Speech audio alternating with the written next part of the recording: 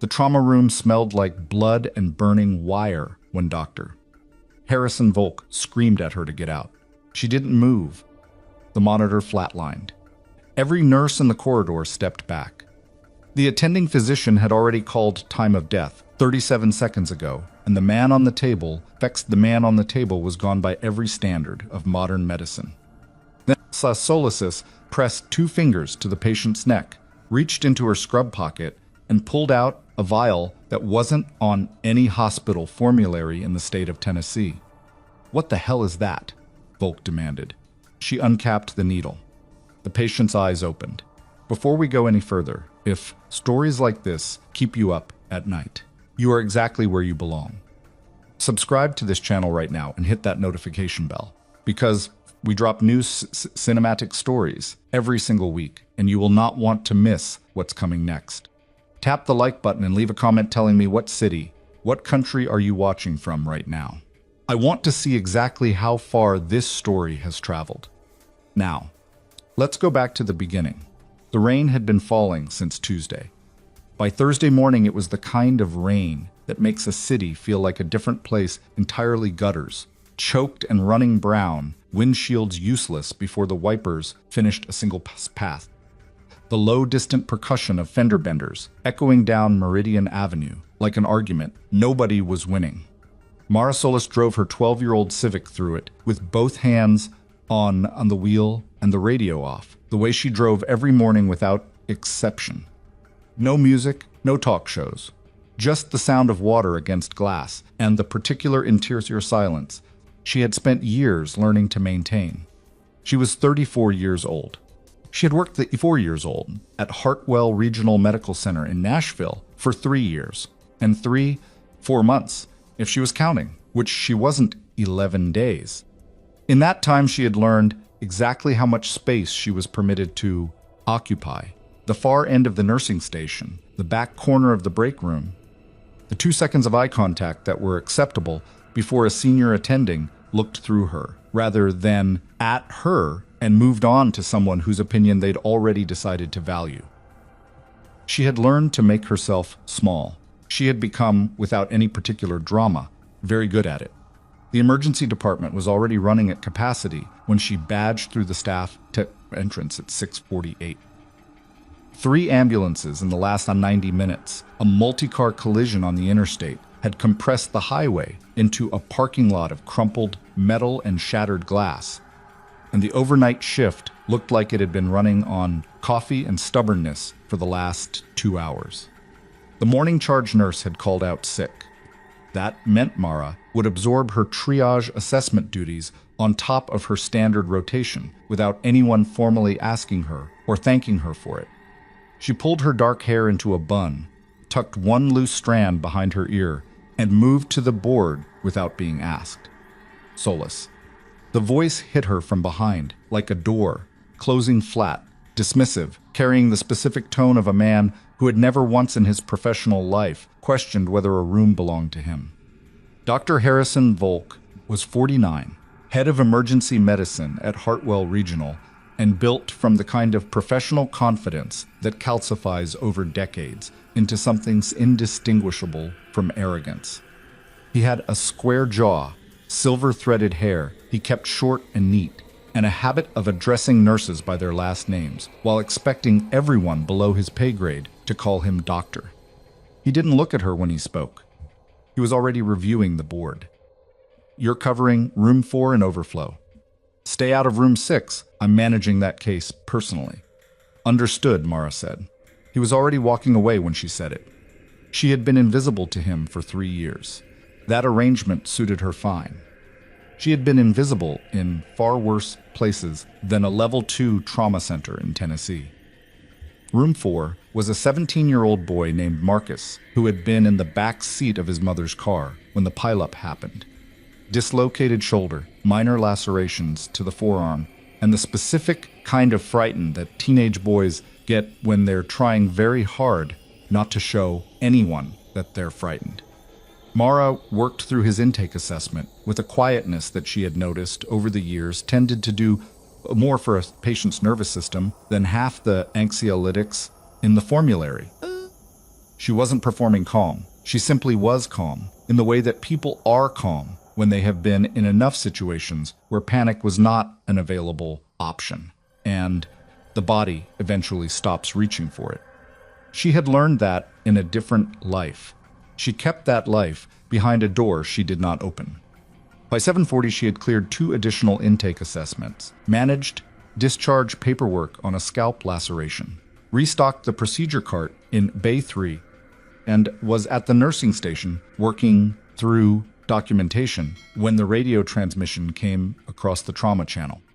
Ambulance inbound, 4 minutes out. Male, approximately late 30s to early 40s, discovered unresponsive on the highway median, roughly 200 meters from the primary collision site. No identification on his person. Vitals unstable. Mechanism of injury unclear. She registered the phrasing, mechanism of injury unclear, was what paramedics said when they genuinely did not know what had happened to the person in their rig, which was different from not having a witness account.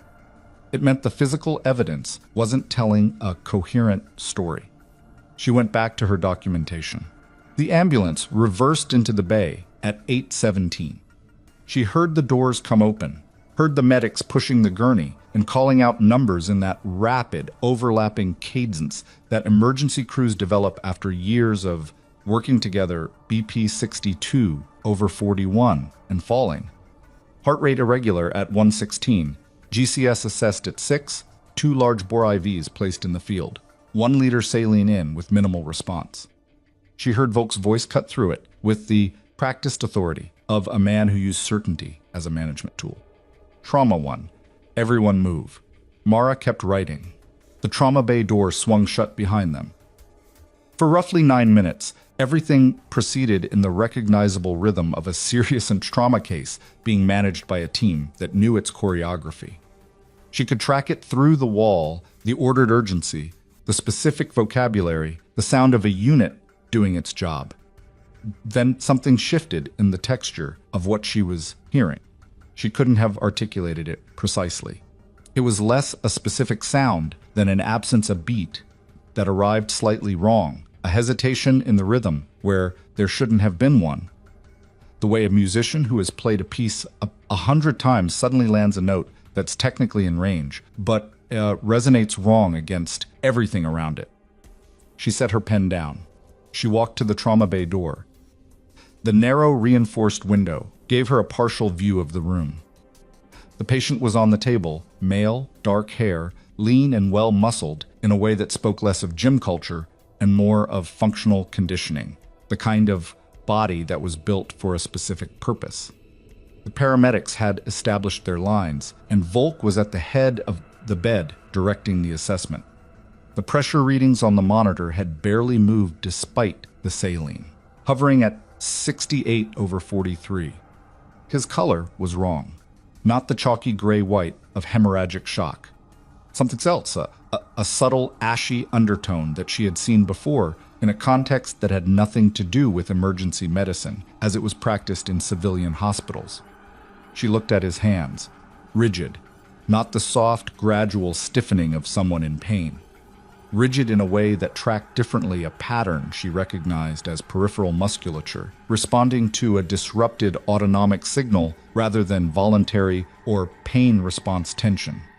She looked at his lips. The faint blue edge at the corners was not pronounced, enough to catch a quick visual assessment from someone who wasn't specifically looking for it. She looked at his pupils.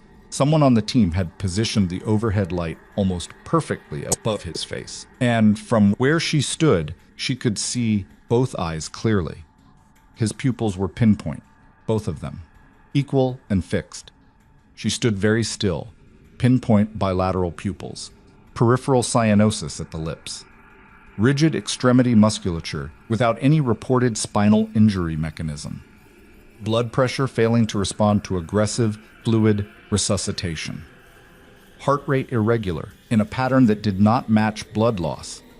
She had seen this before, not in any hospital, in a field, in the dark, in conditions she was not permitted to describe in any document that bore her real name. A soldier had gone down with this exact presentation after exposure to a synthetic organophosphate compound that was not listed in any publicly accessible toxicology database. She had been 26 years old, running under a call sign rather than a name, and she had known within 45 seconds what she was looking at and what needed to happen in the next 2 minutes for the man to be alive at the end of them. She watched Volk turn toward the medication tray, midazolam. She could read the label from outside the door. Standard protocol for a patient demonstrating pre-seizure rigidity, which this man technically appeared to be doing if you were reading the musculature without understanding what was actually causing it. It was a reasonable clinical decision based on the information Volk had and the framework he was applying. It would also, given this patient's current autonomic state, suppress his already compromised respiratory drive to a level from which it would not recover. His heart would stop. She estimated 4 minutes, possibly less. She stood outside the door, and she counted to 3. Then she pushed it open. Dr. Volk. She kept her voice level and direct, no apology in it, no hedging. Halt on that sedative. The room went quiet the specific way. Rooms go quiet when someone at the bottom of a hierarchy has said something that violates the understood order of things. Not a dramatic silence, just a sudden, collective pause in which everyone recalibrates. Volk turned slowly. He had the syringe in his hand with the cap already off. His expression moved through surprise and landed somewhere colder. Solace. He said her name the way someone says "excuse me" when they mean nothing of the kind. This room is closed. His pupils are bilateral pinpoint, she said, stepping inside. He isn't going into tonic seizure. He's presenting with autonomic suppression. Midazolam will kill his respiratory drive. A second-year resident named Dr. Pavel Greer looked up from the IV line with the expression of someone who desperately wanted to be somewhere else. The 2 nurses on either side of the bed went very still in the particular way of people, deciding whether this moment was happening to them or not. I am aware of his pupil presentation, Volk said, with the precise measured quality of someone exercising significant restraint. I am also aware that his musculature is progressing toward full tonic rigidity, which requires sedation before we can safely intubate him. It's not tonic rigidity from CNS activity, Mara said. She moved 2 steps closer to the bed. Check his hand temperature against his core. His periphery is cold, but his core temp is elevated. That's not seizure progression. That's autonomic dysregulation. His pressure isn't responding to volume, because this isn't a volume problem. She looked directly at Volk. Something is blocking his acetylcholine receptors. He was poisoned before he ever got into that ambulance. The word sat in the room, and nobody moved it. Volk stared at her. She watched him work through it, the word, the source, the implications of the source. She watched him make his decision. "Get her out," he said to the security desk nurse positioned by the door. "Please, Dr. Volk, get her out of my trauma room. Right now." The nurse took a step toward Mara. Mara didn't move. On the monitor, the patient's heart rate was sliding 108, 99, 93. The trajectory was not ambiguous. She had perhaps 90 seconds before the graph told a story that nobody in this room was going to be able to revise. "I have a compound that can reverse it," she said. That stopped him, not because he believed her, because the sentence was so completely outside the framework of what a floor nurse was supposed to say that his brain couldn't immediately file it anywhere. In that half-second gap, that small window of pure cognitive surprise, she held his gaze, and something in her eyes must have reached past the framework, because he didn't speak, and he didn't administer the sedative. She didn't ask for anything further. She crossed to the patient's bedside, reached into the front pocket of her scrubs, and withdrew a small, sealed vial. No commercial label. An alphanumeric identifier in small printed text, the kind of designation used by programs that don't publish their supply chains. She had carried it for 3 years in the pocket of every pair of scrubs she owned, the way some people carry a specific tool they hope they'll never need. The weight of it had become part of her daily inventory, like keys and a phone, and she had spent 3 years hoping it would stay sealed. "What is that?" Volk demanded. "A nerve conduction stabilizer." She was already drawing the dose, calculating by weight estimate.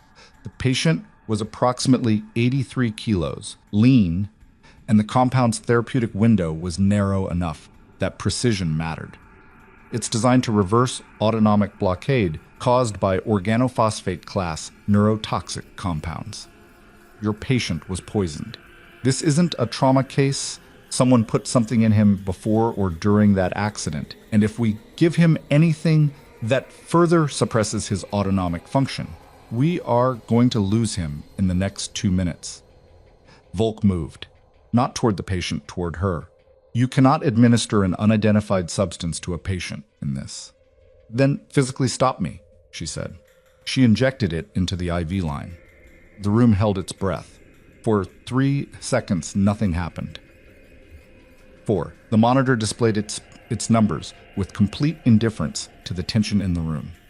Then, on the 5th second, the patient's heart rate dropped sharply, 93 to 61 to 34 to 18. Then the line went flat. The monitor issued a single sustained tone. Asystoles. Compressions, Mara said immediately, her voice carrying the same level quality it had held since she walked through the door. "Start compressions now." Nobody moved. They were all looking at her, at the nurse, who had just administered an unknown drug to a patient who had now flatlined in front of witnesses. Compressions. She said it one more time, and something in the steadiness of it, the complete absence of panic, in a moment that had every reason for panic, broke through. Dr. Greer moved to the chest and started compressions without being asked twice. Mara drew epinephrine from the crash cart. Standard dose, standard route, nothing classified, but the timing was everything. And she calculated it against what she knew about the compound's metabolic clearance timeline, which was information that did not appear in any pharmacology textbook published for civilian use. She administered it and watched the monitor, watching the patient's color counting silently. 20 seconds, 30, 41, 53. The monitor blipped. Once, uncertain, like a question. Then again. Then the unsteady, ragged trace of a heartbeat came back, weak and arrhythmic but present, the cardiac muscle reestablishing its signal against everything that had been working to shut it down. Mara exhaled, small, controlled.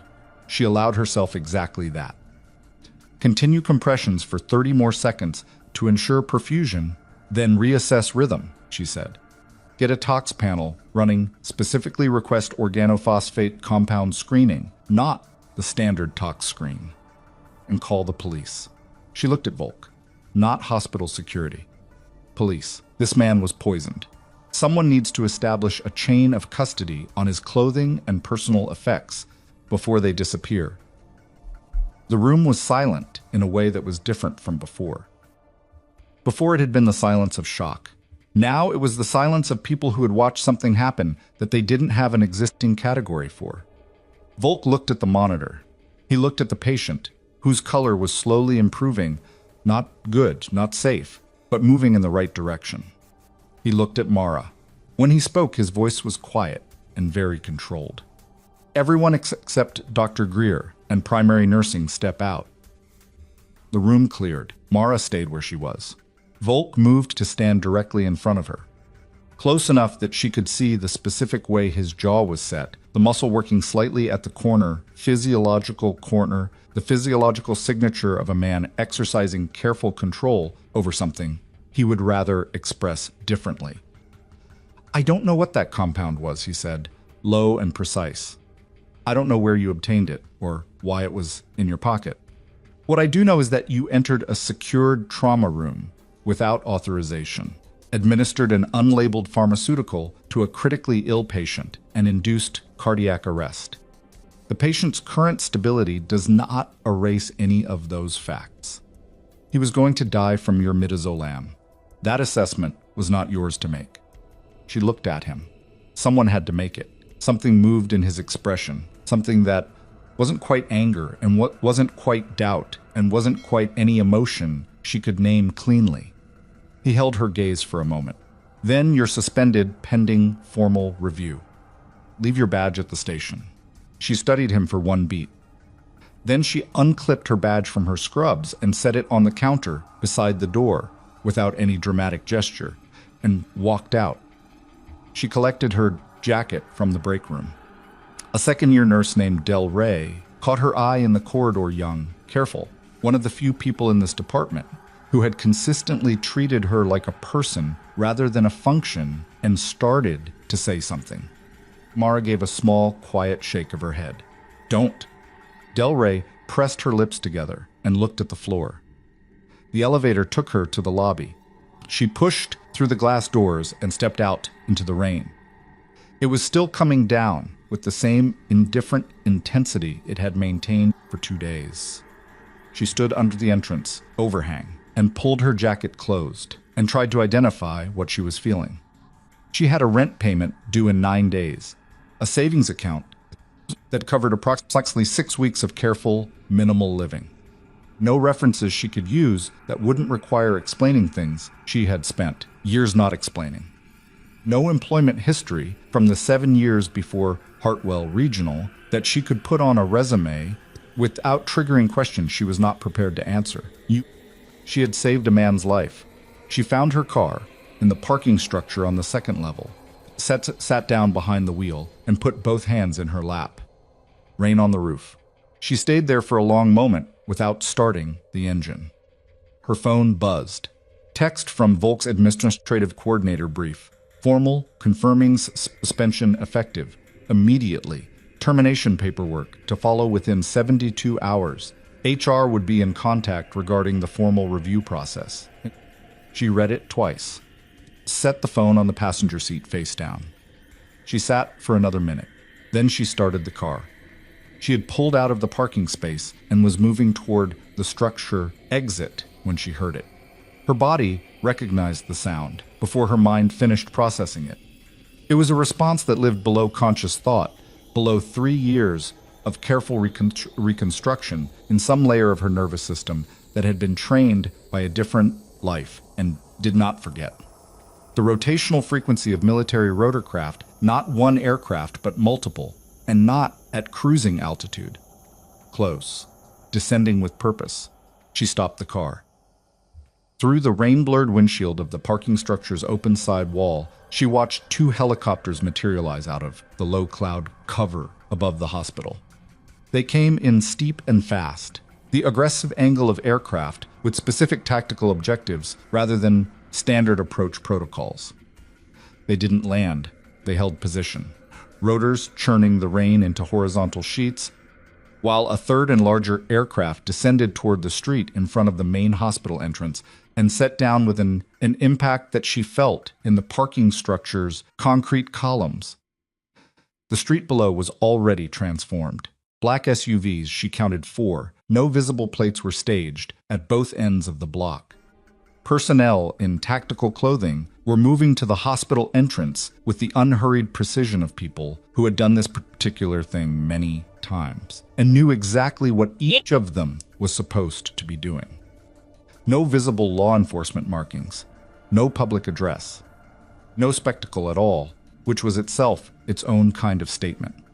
This was a security operations that understood how to occupy space without drawing civilian attention, and it was being executed with a discipline that had a very specific origin. Mara sat completely still. She knew this operational signature. She had worked inside it. She understood the doctrine that shaped it, the way perimeter was established, the positioning of the vehicles, the way the personnel moved relative to each other and to the building entrance. This was not a federal law enforcement action. Federal law enforcement, even at its most discreet, carried certain procedural requirements that created a particular visible texture. This was different. This was a military security element operating under direct command authority, moving to secure something in that building with an urgency calibrated precisely to the threat level they had assessed. A figure stepped out of the lead SUV. He was tall, she estimated 6'2", and wore a uniform she could not read in detail from this distance and this light, but his bearing was unmistakable.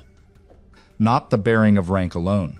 The bearing of someone who had operated in high-stakes environments for long enough that authority had stopped being a performance and become simply a quality of how he moved through space. 2 aides flanked him at a practiced distance. He walked toward the hospital entrance at a pace that was neither rushed nor casual, the pace someone who understood that the situation was being managed and that managed situations did not require sprinting. The security guard at the entrance stepped aside before the man's hand reached the door. Mara watched until the figure disappeared inside. Then she looked at the helicopters still holding position overhead. Then at the SUVs blocking the street. She finally put the car in gear. She drove 2 blocks on autopilot, muscle memory navigating the wet streets, while some other part of her mind turned over what she had just witnessed, and the patient she had just left behind, and the compound she had just administered, and the compound, the 3 years she had spent being invisible, and the door she kept shut that she had, 11 minutes ago in a trauma room, opened wider than she had intended. Her phone rang. Unknown number. She let it ring through. It rang again, immediately. Same number. She pulled to the curb, engine running, rain on the roof. She picked up. Solace, she said. A pause. Then a voice she had not heard in 3 years, calm, clipped, carrying the particular quality of someone who filtered every word before releasing it. We have a situation. She closed her eyes. 1 breath. Slow. 2. She knew the voice. She knew what the voice represented. And she understood, in the space of those 2 breaths, that the man on the table in Trauma Room 1, the man with the pinpoint pupils, and the poisoned autonomic system and no identification, was not a random casualty of a highway accident. And the general who had just walked into Hartwell Regional Medical Center was not there for the patient alone.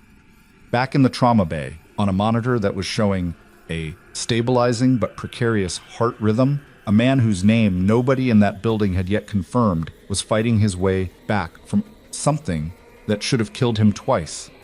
In his coat locked in the security cabinet, with his other personal effects, was a piece of encrypted data storage that contained intelligence implicating a network of people in positions they were not supposed to hold.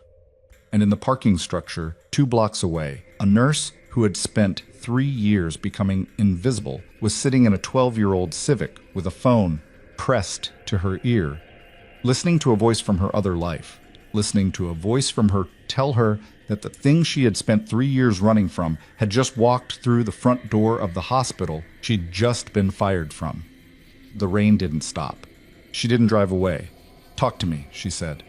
The voice on the phone belonged to a man named Reyes, not his real name, never his real name, but the one she had known him by through 4 years of operations she could not discuss and would not.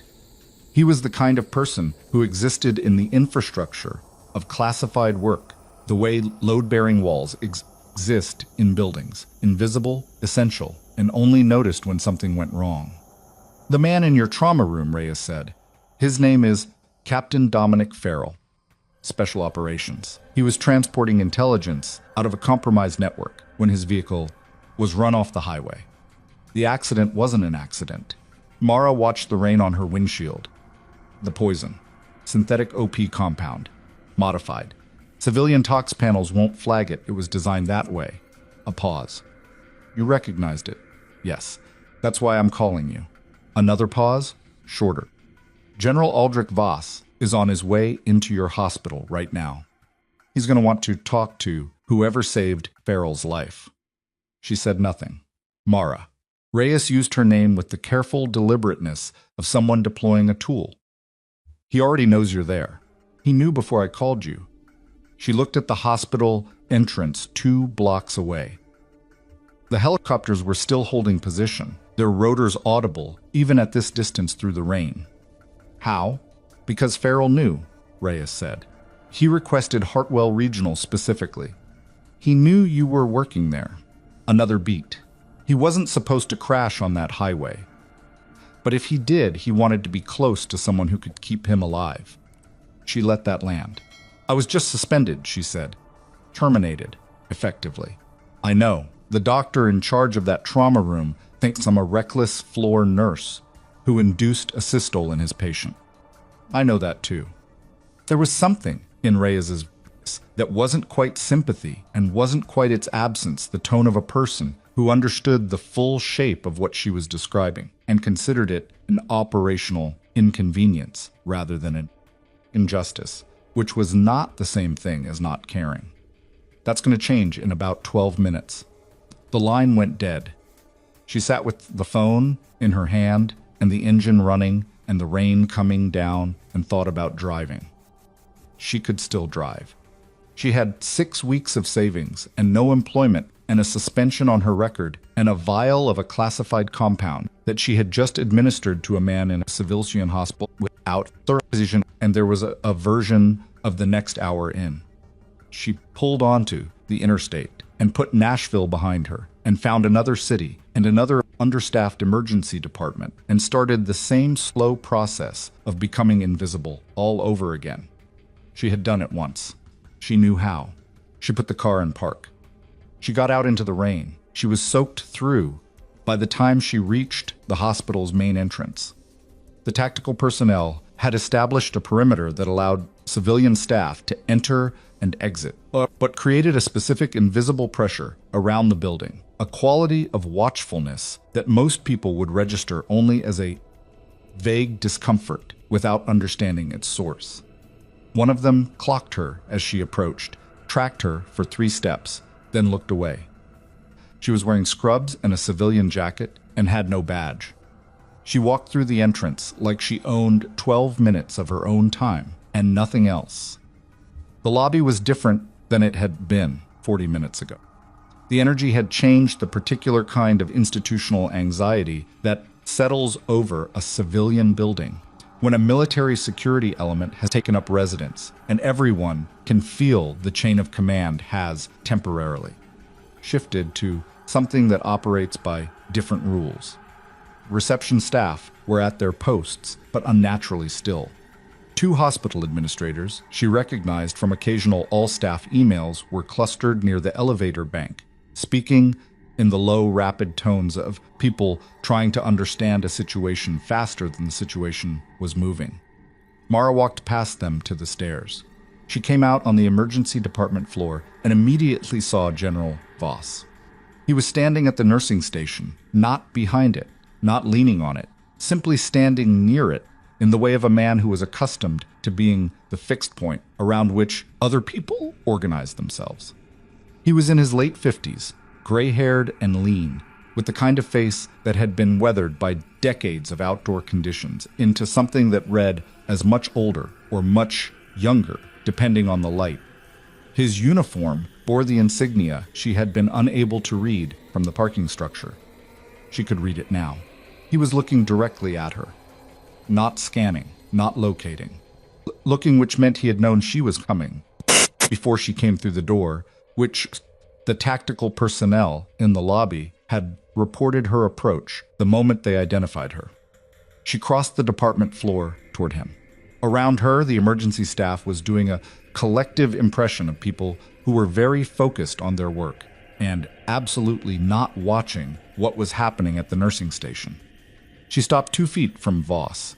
He looked at her the way people look at things they've been trying to find for a long time and have finally found in an unexpected condition. "Nurse Solis," he said.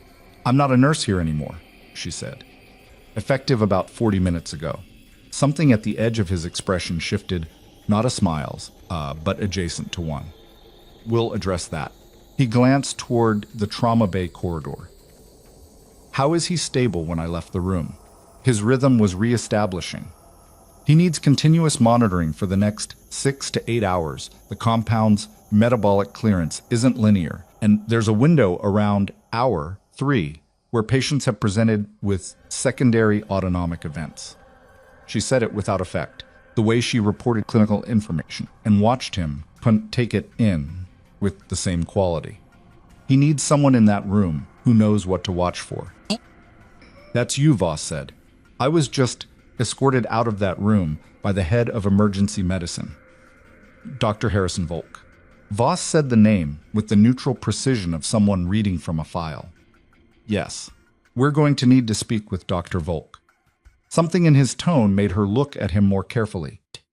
There was a quality to the statement not threatening, nothing so crude but deliberate, the kind of deliberateness that meant the conversation with Dr. Volk was not going to be a courtesy, Wesson. Before she could respond, the trauma bay door opened, and Volk stepped out. He saw Mara first, and his face did the thing faces do when something that should be gone has come back, a fast sequence of reactions that settled into controlled anger. Then he registered Voss, and the anger didn't disappear, but it reconfigured, the way a fire adjusts when the wind changes direction. General. Volk's voice was careful. I was told you wanted to speak with me. I do. Voss clasped his hands behind his back. I'd like you to tell me what happened in Trauma Room 1 this morning. Volk stood a little straighter. He was not a man who was accustomed to being questioned about his own department, and he was recalibrating in real time, assessing the rank, the military presence, the tactical personnel visible through the lobby windows, and determining what posture served him best. He settled on a version of professional confidence that was slightly more brittle than his usual. A patient arrived with unstable vitals following a highway accident, Volk said. My team initiated standard trauma protocol. A staff nurse violated department policy by entering the trauma room without authorization and administering an unidentified pharmaceutical compound to the patient, inducing cardiac arrest. The patient was resuscitated. The nurse was suspended pending formal review for patient endangerment. He didn't look at Mara when he said it. That was a choice. Voss listened to all of it without expression. When Volk finished, Voss was quiet for a moment, not the silence of someone formulating a response, but the silence of someone who already has the response and is deciding what order to deliver it in. The patient's name is Captain Dominic Farrell, Voss said. He is a special operations officer attached to a classified federal task force. He was deliberately poisoned with a synthetic organophosphate compound before his vehicle was forced off the interstate this morning. The compound was designed to be misread as standard trauma presentation. He paused. The sedative you were preparing to administer would have caused respiratory arrest within 4 minutes. Captain Farrell would have died in your trauma room, and it would have been logged as a complication of his injuries. Volk said nothing. The pharmaceutical compound that Nurse Solis administered, Vossa continued, is a classified military-grade nerve conduction stabilizer developed specifically for OP compound exposure in field conditions. She administered the correct agent at the correct dose using the correct timing sequence. Captain Farrell is alive because of her intervention. Another pause. If she had not intervened, we would be processing a fatality report right now instead of having this conversation. The emergency department was very quiet. The staff had stopped performing focus and were simply watching. Volk's jaw worked slightly. With respect, General, I was not informed of any of this. The patient arrived without identification, without medical history. No, Voss said. You weren't informed. That is correct. The question I'm interested in is not what you knew, Doctor. Volk, it is what you did with what you were told in the room. He looked at Mara briefly, then back at Volk. Nurse Solis told you the patient had been poisoned. She told you the mechanism. She told you what the sedative would do. She told you she had something that could counter it. He let each sentence arrive separately. And you ordered her removed from the room. Volk's face had undergone a significant transformation in the last 45 seconds. The professional confidence was still technically present, but it had lost its structural integrity. It was holding its shape the way a building holds its shape after the load-bearing wall has been quietly removed. She is a floor nurse, Volk said, and even as he said it, Mara could hear him understand that the argument was already done. She had no basis, no documented qualification to diagnose a classified military toxin or to possess an unlabeled pharmaceutical compounds. Her documented qualifications, Voss said quietly, are the reason she is alive and working in your emergency department, instead of in a file that most people in this building will never have clearance to access. He looked at Mara fully now, and something in his expression acknowledged, without sentimentality, the full distance between what she had been and where she was standing. Her name is not Mara Solis, that's accurate. It is her legal name. But you have been calling her Mouse in this department for 3 years. He said it without drama, just information. Her operational designation is Ghost. She served 7 years in a classified military combat medicine program under conditions that no one in this room, myself included, has experienced at ground level. She has kept more soldiers alive in uncontrolled field environments than most trauma surgeons see in a career. And this morning, she identified a classified neurotoxin under civilian emergency conditions and reversed it using correct protocol while being physically ordered out of the room by her supervisor. He paused. I would strongly recommend that the suspension be rescinded. Mara stood very still. She had known this moment was possible, had known it the way you know a thing you've been keeping in a locked room is still there even when you don't open the door. The knowledge of who she had been had not gone away. She had simply built a life around not surfacing it. Hearing it spoken aloud in the emergency department of Hartwell Regional Medical Center, in front of the colleagues, who had handed her the back corner of the break room and the 2-second eye contact and the last name without the courtesy title, she had expected to feel something complicated. She felt something simpler than she anticipated. Not relief, exactly. Something more like the physical sensation of a weight being set down that you'd carried long enough, you'd stop noticing it was heavy. Volk looked at her. Whatever he had been prepared to say, he didn't say it. I need to get back to Captain Farrell's room, she said. Not to Volk, not specifically to Voss, just into the available space. If nobody objects. Nobody objected. She went. Farrell was awake. That was the first thing that surprised her, not that he had regained consciousness, but the pace of it, the degree of alertness in his eyes when she came through the door.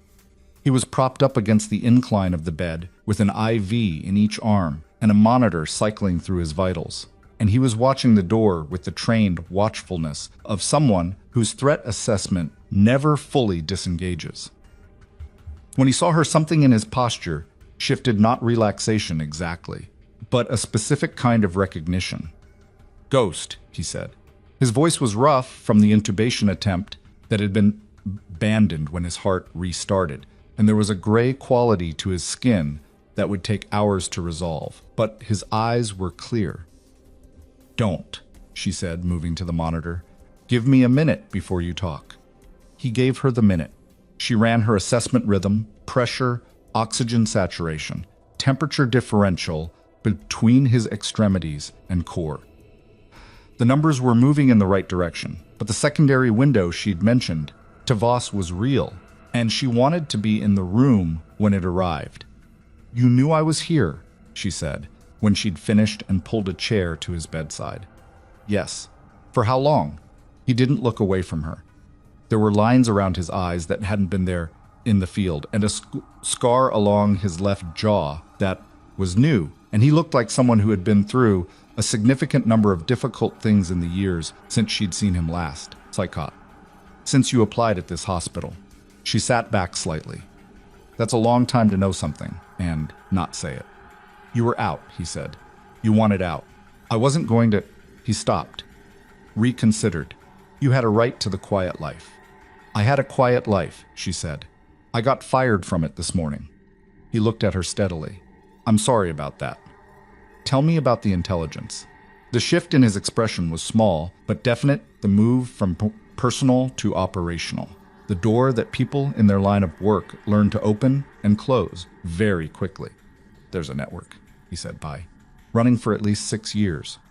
Government adjacent, not official, but with enough official cover that pulling on it directly creates problems.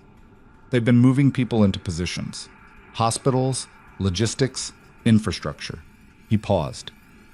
Hartwell Regional is one of 12 medical facilities on their list. They needed eyes inside. Someone on staff is feeding them information. The room felt very still. That's why you wanted to come here specifically, she said. The crash was supposed to give me cover for a hospital admission. Long enough to confirm the contact identity from inside. But they were faster than we anticipated. They poisoned me before the vehicle went off the road, not after. His jaw tightened. I didn't expect you to be the one in the room. Nobody expects me, she said. That's been the point. He looked at her for a moment. Voss is going to want to talk to you about a role. I know what Voss is going to want, she said. Right now, I want you to rest and let the compound clear your system. We can have the other conversation when your heart rate isn't doing what it's currently doing. He almost smiled. It didn't quite form. You haven't changed. I have actually, she said, considerably. She said it without weight. It was just true. She left him with a second-year nurse named Priya, someone she trusted, which was a list she kept short, and went back to the nursing station to check the tox panel results that should be running by now. The lab had processed the standard screen, which had come back unremarkable, as she had predicted. She flagged the organophosphate addendum order and called down to confirm they were running the extended panel. She was on the phone with the lab when she heard Volk's voice in the corridor. He was talking to someone she didn't recognize, a man in a suit, not hospital administration, not clearly any affiliation she could identify. The conversation was low, and she caught only fragments. Situation is being managed, not a significant exposure. The general has no jurisdiction over internal. She could not hear the other man's responses. She kept her eyes on the lab results on the screen in front of her. When she looked up again, Volk was alone. He caught her looking and held her gaze for a moment, different from before, less certain, something working behind his eyes that she couldn't read cleanly. Then he walked away. She thought about the man in the suit. She thought about what Farrell had said. Someone on staff is feeding them information. She thought about a head of emergency medicine who had been insistent, almost urgently insistent, about managing the unknown patient himself, who had ordered the sedative with a speed that didn't quite match the clinical picture, if you knew what you were looking at. She filed the thought carefully. Not a conclusion. A variable. Voss found her at the station 20 minutes later. He pulled a chair alongside her in the corridor, the particular move of someone who understands that important conversations happen in the space beside people, not in front of them, and sat down without ceremony. Federal investigators are going to be here within the hour, he said. I need you to give them everything, what you saw in the trauma room. The compound's performance. Farrell's clinical response. All of it. Yes, she said. And I need you to tell me if you saw anything else. She looked at him. He was watching her with the patience of a man who asked questions he already knew the approximate answer to, and was waiting to see how much the person in front of him had observed. Volk was talking to someone, she said, in the corridor. About 15 minutes ago. Man in a suit, no hospital identification that I could see. The conversation was short. Voss absorbed this without visible reaction. Description. She gave it. Late 40s, medium build, dark jacket, short brown hair going gray at the sides, a way of standing that put his weight forward, the posture of someone accustomed to leaning in on conversations rather than receiving them. Voss took out his phone and typed something. Then it happened. The hospital lost power. Not a brief flicker, a complete, immediate cessation of all electrical systems that lasted approximately 2 seconds before the emergency generators engaged, and the backup lighting came on in the corridors, casting everything in the flat yellowish wash that made the emergency department look like a different building entirely. The monitors, on battery backup, continued functioning.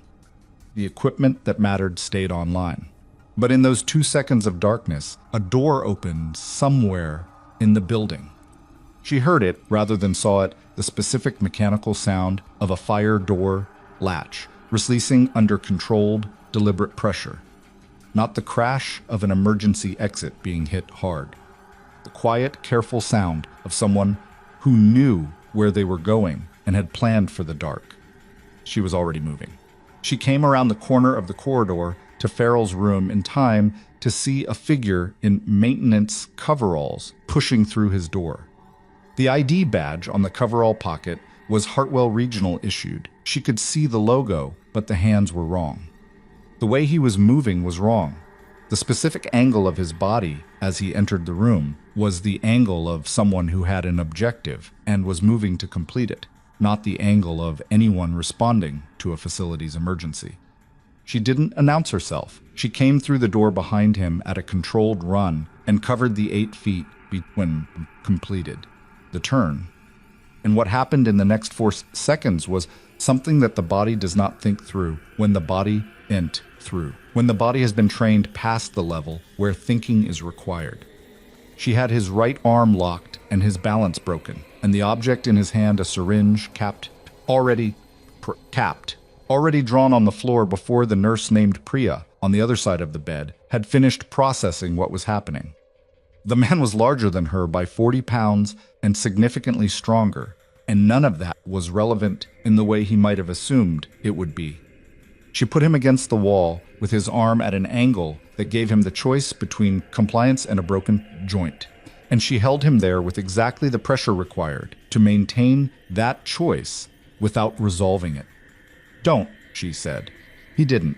It took Voss's security personnel 11 seconds to reach the room. She counted without meaning to. When they took the man from her and she stepped back, her hands were steady.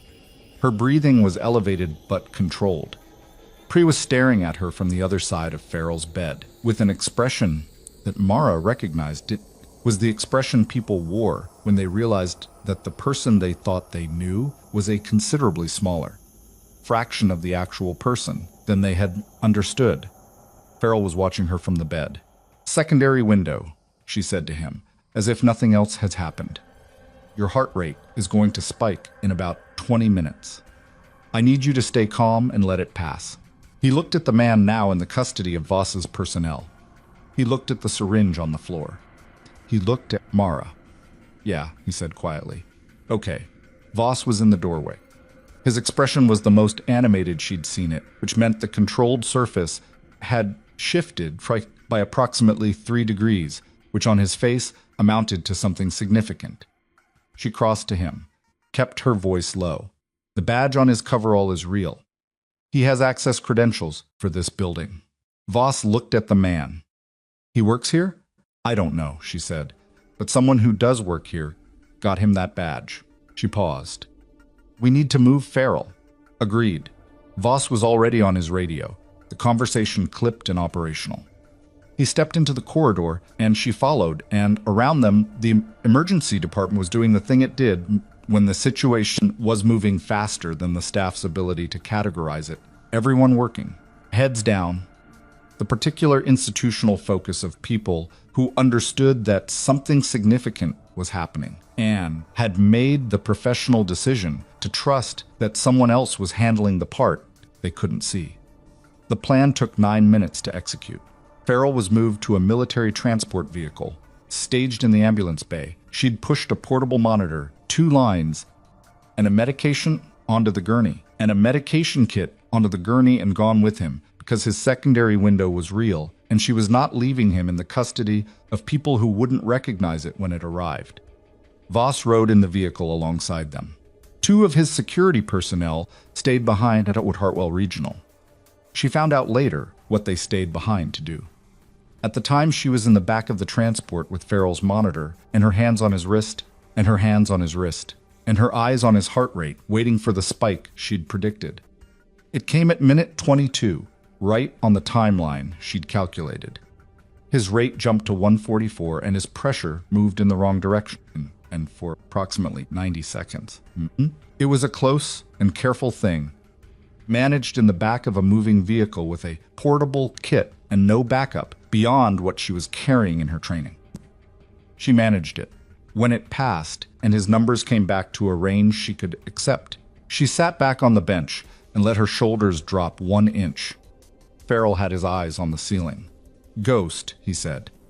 "Still not calling you that," she said. "You're stable. Try to sleep." He almost did.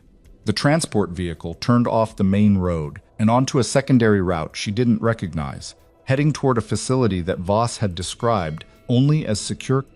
And Mara sat in the back and watched the monitor and thought about the man in the maintenance hall and the syringe on the floor and the real Hartwell Regional badge on his chest.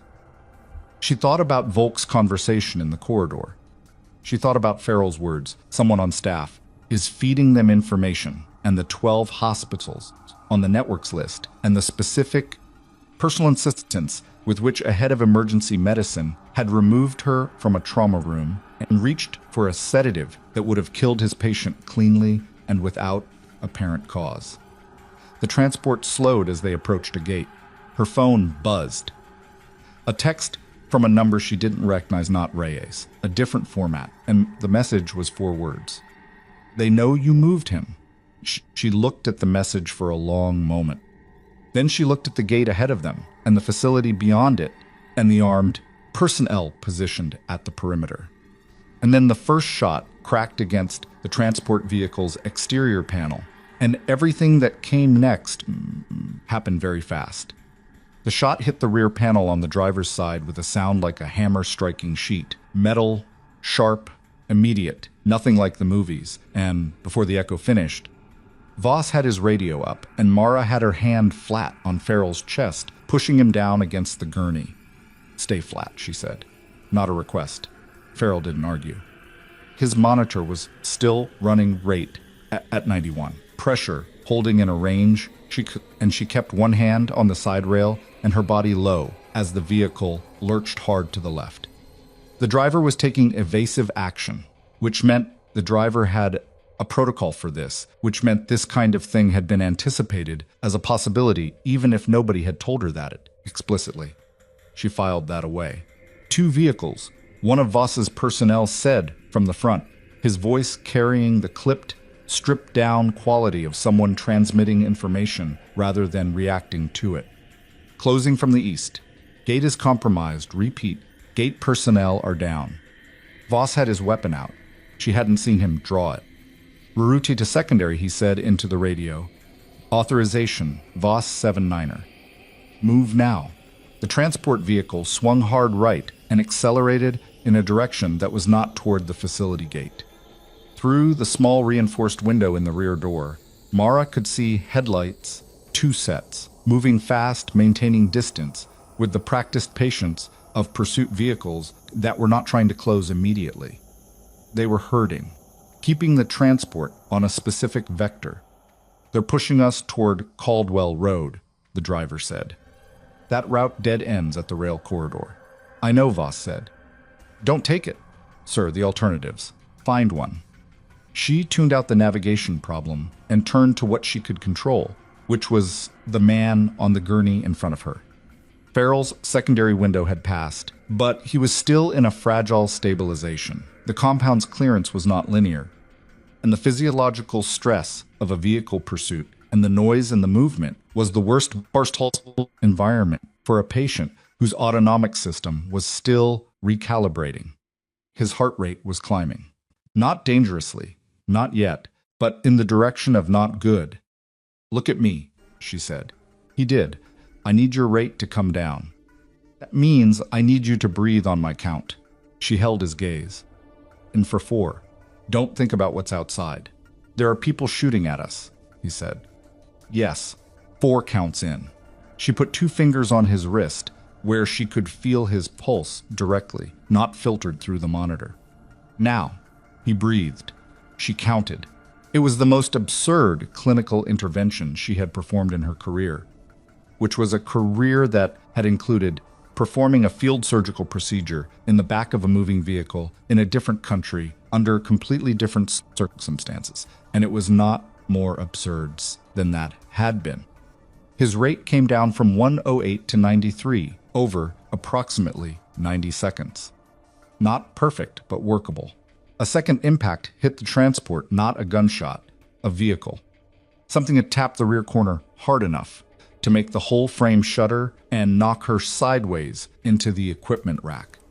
She caught herself on the rail and nothing came off the shelf, and she ran a fast check, both IV lines intact, monitor running, Farrell's face taut but controlled. That was close contact, Voss said from the front. They're moving to pit. She understood what that meant. A pit maneuver at this speed would roll the vehicle. A rolled transport with an unstable patient and unrestrained equipment would produce a casualty list before anyone outside fired another shot. How far to the secondary location, she asked. 6 minutes, Voss said. He doesn't have 6 minutes of this. His autonomic system can't handle sustained physical stress at this volume. If his rate goes above 130 again. 4 minutes, Voss said to the driver. Not a suggestion. The driver pushed the vehicle hard. She braced against the equipment rack with her feet spread and one hand on the gurney rail and one on Farrell's arm, and she felt the transport accelerate through a turn that was at the absolute edge of what a vehicle size could manage without losing the rear end. And then they were on a different road surface, smoother, wider, and the sound of the pursuing vehicles changed pitch as they fell back. Gate 2 is open, someone said on the radio. You're clear. The transport slowed, then stopped. She let herself breathe. The facility was not what she had expected, which meant she had been wrong about what kind of operation Voss was running, which she noted as information. It was a converted industrial building, the kind of structure that appears on zoning maps as a logistics warehouse and is unremarkable enough that it disappears from conscious attention. Inside, it was something else entirely, a mobile command infrastructure that had been assembled with military efficiency, full medical bay, communications arrays, personnel who moved with the organized purpose of a unit that had been operational for long enough to have stopped wasting motion. She moved Farrell from the transport to the medical bay. Voss's play, with 2 of Voss's personnel assisting, got him transferred to a proper bed with a full monitoring suite and spent 15 minutes running a comprehensive reassessment. The pursuit had cost him. His numbers were worse than they'd been before the shooting started, the stress having pushed his compromised autonomic system backward. But worse was not critical, and she had what she needed to manage it. She hung a second agent alongside his existing IVA vasopressor at a dose she calculated against his current pressure readings and stood at the bedside watching the monitor cycle through its numbers with the focused patience of someone who has learned that some clinical situations cannot be hurried. A man she hadn't seen before appeared at the bay entrance. Late 40s civilian clothing, the particular watchfulness of federal intelligence rather than military. He looked at Farrell. He looked at Mara. He said, to no one specifically, she's the one from the hospital? Yes, Voss said from behind him. Okay. He looked at her again. When he's stable enough to be debriefed. 2 hours, she said without turning from the monitor. Minimum. He accepted this without argument, which told her something about the actual power structure in the room. His name, she found out later, was Agent Decker. Federal task force, the same one Farrell was attached to, operating out of a joint office that existed in the organizational chart somewhere between 3 agencies and reported to none of them cleanly. The kind of structure that got built when a problem was too politically complicated for any single agency to own. She had time to learn these things because Farrell slept, finally, his body making the decision that consciousness was a luxury it could temporarily suspend. His numbers stabilized over the next 90 minutes into a range she was willing to call managed, if not safe. And she used the time to drink 2 cups of bad coffee and sit in a folding chair by his bed and think about Harrison Volk. She thought about the man in the maintenance coverall and the real badge on his chest. She thought about the conversation in the corridor, Volk's voice, low and deliberate, the words she had caught. The situation is being managed. That was a specific phrase. Not the situation is under control, the language of someone reassuring a colleague. Being managed, the language of someone reporting to a principal. She thought about the 12 hospitals on the network's list. She thought about a head of emergency medicine who had inserted himself personally into the management of an unidentified patient who had moved to sedate that patient with a speed that didn't fit the clinical picture, and who had been furious, not professionally concerned, genuinely furious when she had intervened. She was thinking about this when Voss came into the bay and sat down across from her. "The man from the hospital," he said. "The one in the coverall. He's talking." She looked up from her coffee. His access credentials came from Hartwell Regional's facilities management system. Someone with administrative access to that system generated a badge for him 3 days ago. Voss paused. "We're running the access log now." She waited. "There are 14 irregular badge generations in the system over the last 8 months, he said, all originating from a single administrator-level login. He paused again. The pause had weight. That login belongs to Dr. Harrison Volk. She set her coffee down. She had suspected it. She had filed it as a variable rather than a conclusion because she understood the difference. Because she understood the difference, did not draw conclusions from incomplete data, even when the pattern was suggestive. But hearing it confirmed was a different thing from suspecting it. There was a particular quality to the moment of confirmation, not satisfaction, it's not surprise, something more complicated than either. "How long?" she asked. "We think at least 2 years," Voss said. "Possibly longer. He has access to patient records, admission data, staffing schedules, medication, procurement. Everything a network that was trying to place assets and manage outcomes inside a medical facility would need." She sat with that. "He tried to kill Farrell," she said. Not a question. He had the opportunity and the method. The sedative would have been logged as a clinical decision in a high-stress trauma situation. No one would have questioned it. He looked at her steadily. "No one except you." She thought about the 3 years. The back corner of the break room, the last name address, the 2-second eye contact, the slow and consistent diminishment that she had accepted as the cost of staying invisible. She thought about all the things she had swallowed and set aside in the name of not surfacing what she was, and how that restraint had, this morning, been the specific thing that made her useful to someone who needed to die in a trauma room and didn't. She didn't say any of that. "What happens now?" she asked. "Federal investigators are at the hospital," Voss said. "They're pulling Volk's financial records, communication logs, the badge access data." He paused. "He doesn't know yet what we have. He's still at Hartwell Regional. He gave a statement to hospital administration about this morning's events, characterized you as a rogue employee with erratic behavior who may have had prior access to controlled substances." "Of course he did," she said. "He's given an interview to a local news outlet," Voss said. "It aired 20 minutes ago." She looked at him. "He describes the situation as a staffing incident. A nurse with an unclear background who administered an unidentified compound to a patient and caused cardiac arrest before being removed from the hospital. He does not name you, but the description is specific enough." She was quiet for a moment. "He's controlling the story while he still can." "Yes," Voss said. "He knows something is wrong, the military presence, the investigators. He doesn't know the full scope yet. He's buying time." She stood up, checked Farrell's monitor, stable as she could want, and set her coffee cup on the equipment tray. "Then we need to move faster than he is." Voss almost smiled.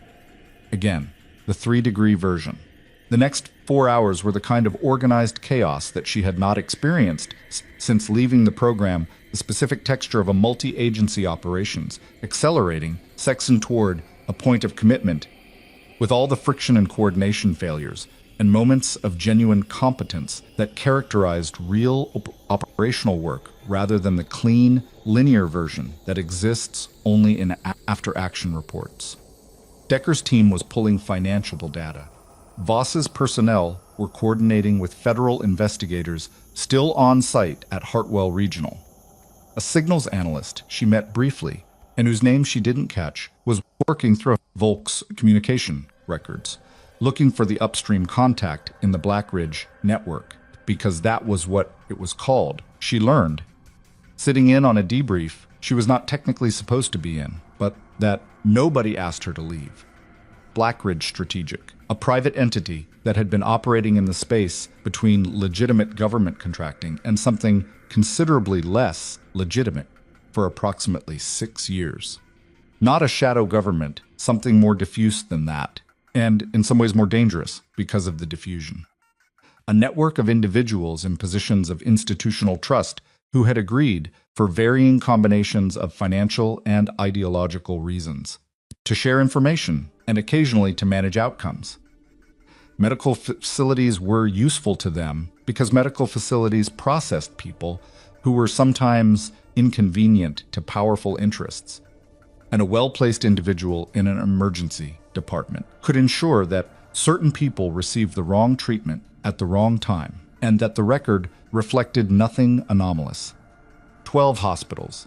Volk was one of 14 identified insiders across the network. She listened to this in a folding chair in a converted warehouse outside Nashville and thought about what it meant to have spent 3 years invisible in a building that had been, without her knowledge, a node in something like this. She went back to Farrell when the debrief ended. He was awake. Fully this time, the residual fog from the compound's metabolic clearance had lifted enough that his eyes were clear and present and tracking her the way they had tracked things in the field, with that quality of sustained attention that had been trained into him by the same program that had trained it into her. Dixon, how much did you hear? He asked. Enough. She sat down. You knew about Volk. We suspected, he said. We didn't have confirmation until the badge access data. He paused. We needed an insider contact at the hospital to confirm it. That was what the admission was for, before everything went wrong. You were going to be the patient and identify the contact from inside. Yes, and you chose Hartwell Regional because I was there. He met her eyes. You were the variable I could trust. If anything went wrong medically, he stopped. I knew what you were capable of. She looked at him for a moment. You used me as a safety net, without telling me. Yes, he said. He didn't dress it up. She appreciated that. In the specific way, she appreciated things that were honest, even when they were uncomfortable. Oh, right, she said, Mara. He used her name the way Reyes had deliberately as a tool, but with something else underneath it. I'm sorry it cost you the job. It wasn't really my job, she said. I was just occupying it. She stood up. Get some sleep. You have a debrief in 4 hours, and your pressure is still 20 points lower than I want it. She left the bay and walked down the facility's main corridor and found an empty supply room and stood in it for approximately 3 minutes, with the door closed and her back against the shelving and her eyes shut. Not because she was falling apart, she wasn't. Not in any way she couldn't manage. But because 3 minutes of unwitnessed stillness was a resource she had learned to take when it was available. The way soldiers sleep when the opportunity presents, regardless of how long the sleep is. She thought about Volk in front of a camera. She thought about the 17 employees he had passed in the corridor this morning, each of whom had heard his version of events before anyone else's. She thought about the news clip and how many people had seen it, and how many of them had formed a picture of a reckless, unstable nurse with an unclear background and access to uncontrolled substances.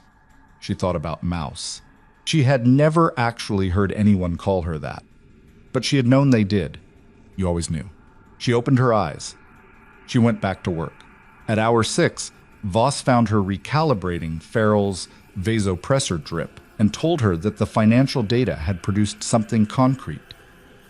3 wire transfers over 14 months, originating from a shell entity registered in a state she didn't need to know the name of, arriving in an account connected to Harrison Volk through 2 intermediary LLCs. The total was significant enough to tell a story on its own. Combined with the badge access data, the communication logs, which had produced 3 encrypted messages that had been cracked in the last 2 hours, and the testimony of the man from the maintenance coverall, the federal investigators at Hartwell Regional had what they needed for an arrest warrant. "When?" she asked. "Tonight," Voss said, "unless he runs." "He won't run," she said. "He thinks he's still managing the story." She was right. At 8:47 that evening, Harrison Volk was in his office at Hartwell Regional Medical Center, reviewing the statement he planned to release to the hospital board in the morning, a document he had spent considerable time constructing, when federal agents knocked on his door with a warrant that covered conspiracy, attempted murder, and a third charge related to his participation in the Black Ridge Network. She was not there for it.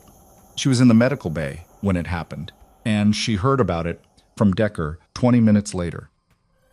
She heard about it, and she sat with it for a moment, and then she went back to Farrell's monitor. His pressure was up to 96/62. Better. Not where she wanted it, but moving. "You should sleep," he said from the bed. "Your pressure's still low, Mara," he said her name quietly. "You've been awake for 16 hours. Your hands are going to start making errors." She looked at her hands. They were steady. But he wasn't wrong about the hours. "Sit down at least," he said. She sat.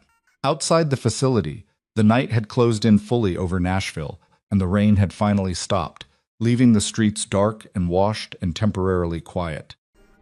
Inside the converted warehouse, the operation continued its mechanical momentum data analysts, federal coordinators, Voss's personnel, cycling through shift changes with the practiced efficiency of a unit that understood sustained operations.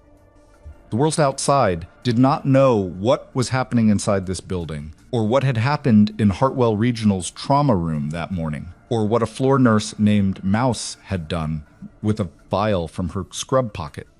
She sat in a folding chair by Dominic Farrell's bed and watched his monitor and felt the specific weight of sustained wakefulness pressing behind her eyes. She was almost asleep when Decker came to the bay door. The expression on his face was not the expression of someone delivering good news. "We have a problem," he said. She was on her feet before the sentence finished. "Volk made a call before they got to him," Decker said. 40 minutes before arrest. We flagged it after the fact, the number connected to a Black Ridge operational contact. The call lasted 11 seconds. She waited. "Our security perimeter here was established 6 hours ago," he said. "The location was classified, compartmentalized." He stopped. "Someone gave it to them. The lights went out. Not the backup power this time, all of it. The emergency generators, the battery systems, the communications arrays, everything cut simultaneously in the precise coordinated way of a targeted infrastructure attack rather than a power failure." In the pure dark, she heard Farrell pull himself upright on the bed. She heard from somewhere beyond the facility's north wall the sound of vehicles. Then the first explosion shook the building's eastern face hard enough to crack the concrete wall beside the supply corridor and knock equipment from shelves and bring a section of ceiling tile down in. A white cascade directly over the medical bay door. And in the ringing silence that followed, with melts of cordite and dust filling the dark room, Mara Solis stood at the center of it and felt something settle in her chest that was not fear and was not calm, but was something older than either the particular quality of a person who has arrived at the moment where everything they've been. Holding back is exactly what's needed, and who understands without any drama about it that there is no longer any point in holding it back. "Stay on the bed," she said to Farrell, in the dark, in a voice that had no relationship to the woman, who had stood in the back corner of a break room for 3 years. "And don't move until I tell you." She moved toward the door. The second explosion hit the north wall. The second explosion hit closer than the first. She felt it in her sternum before she heard it, a concussive pressure wave that traveled through the facility's concrete floor and up through the soles of her shoes and into her chest cavity in the half second before the sound arrived. Dust came off the ceiling in a curtain, Something structural in the north corridor made a sound like a large bone breaking, a deep crack that propagated through the wall and went quiet in a way that wasn't reassuring. She was already through the medical bay door. The corridor was completely dark, not the darkness of a room with the lights off, but the darkness of a space with no ambient light source at all, no exit signs, no equipment indicators, nothing. Her eyes adjusted in the first 4 seconds to the level they were going to adjust. Was not enough to navigate by sight. She put her left hand on the wall and moved. She had walked this corridor 6 times since arriving at the facility. 6 times was enough.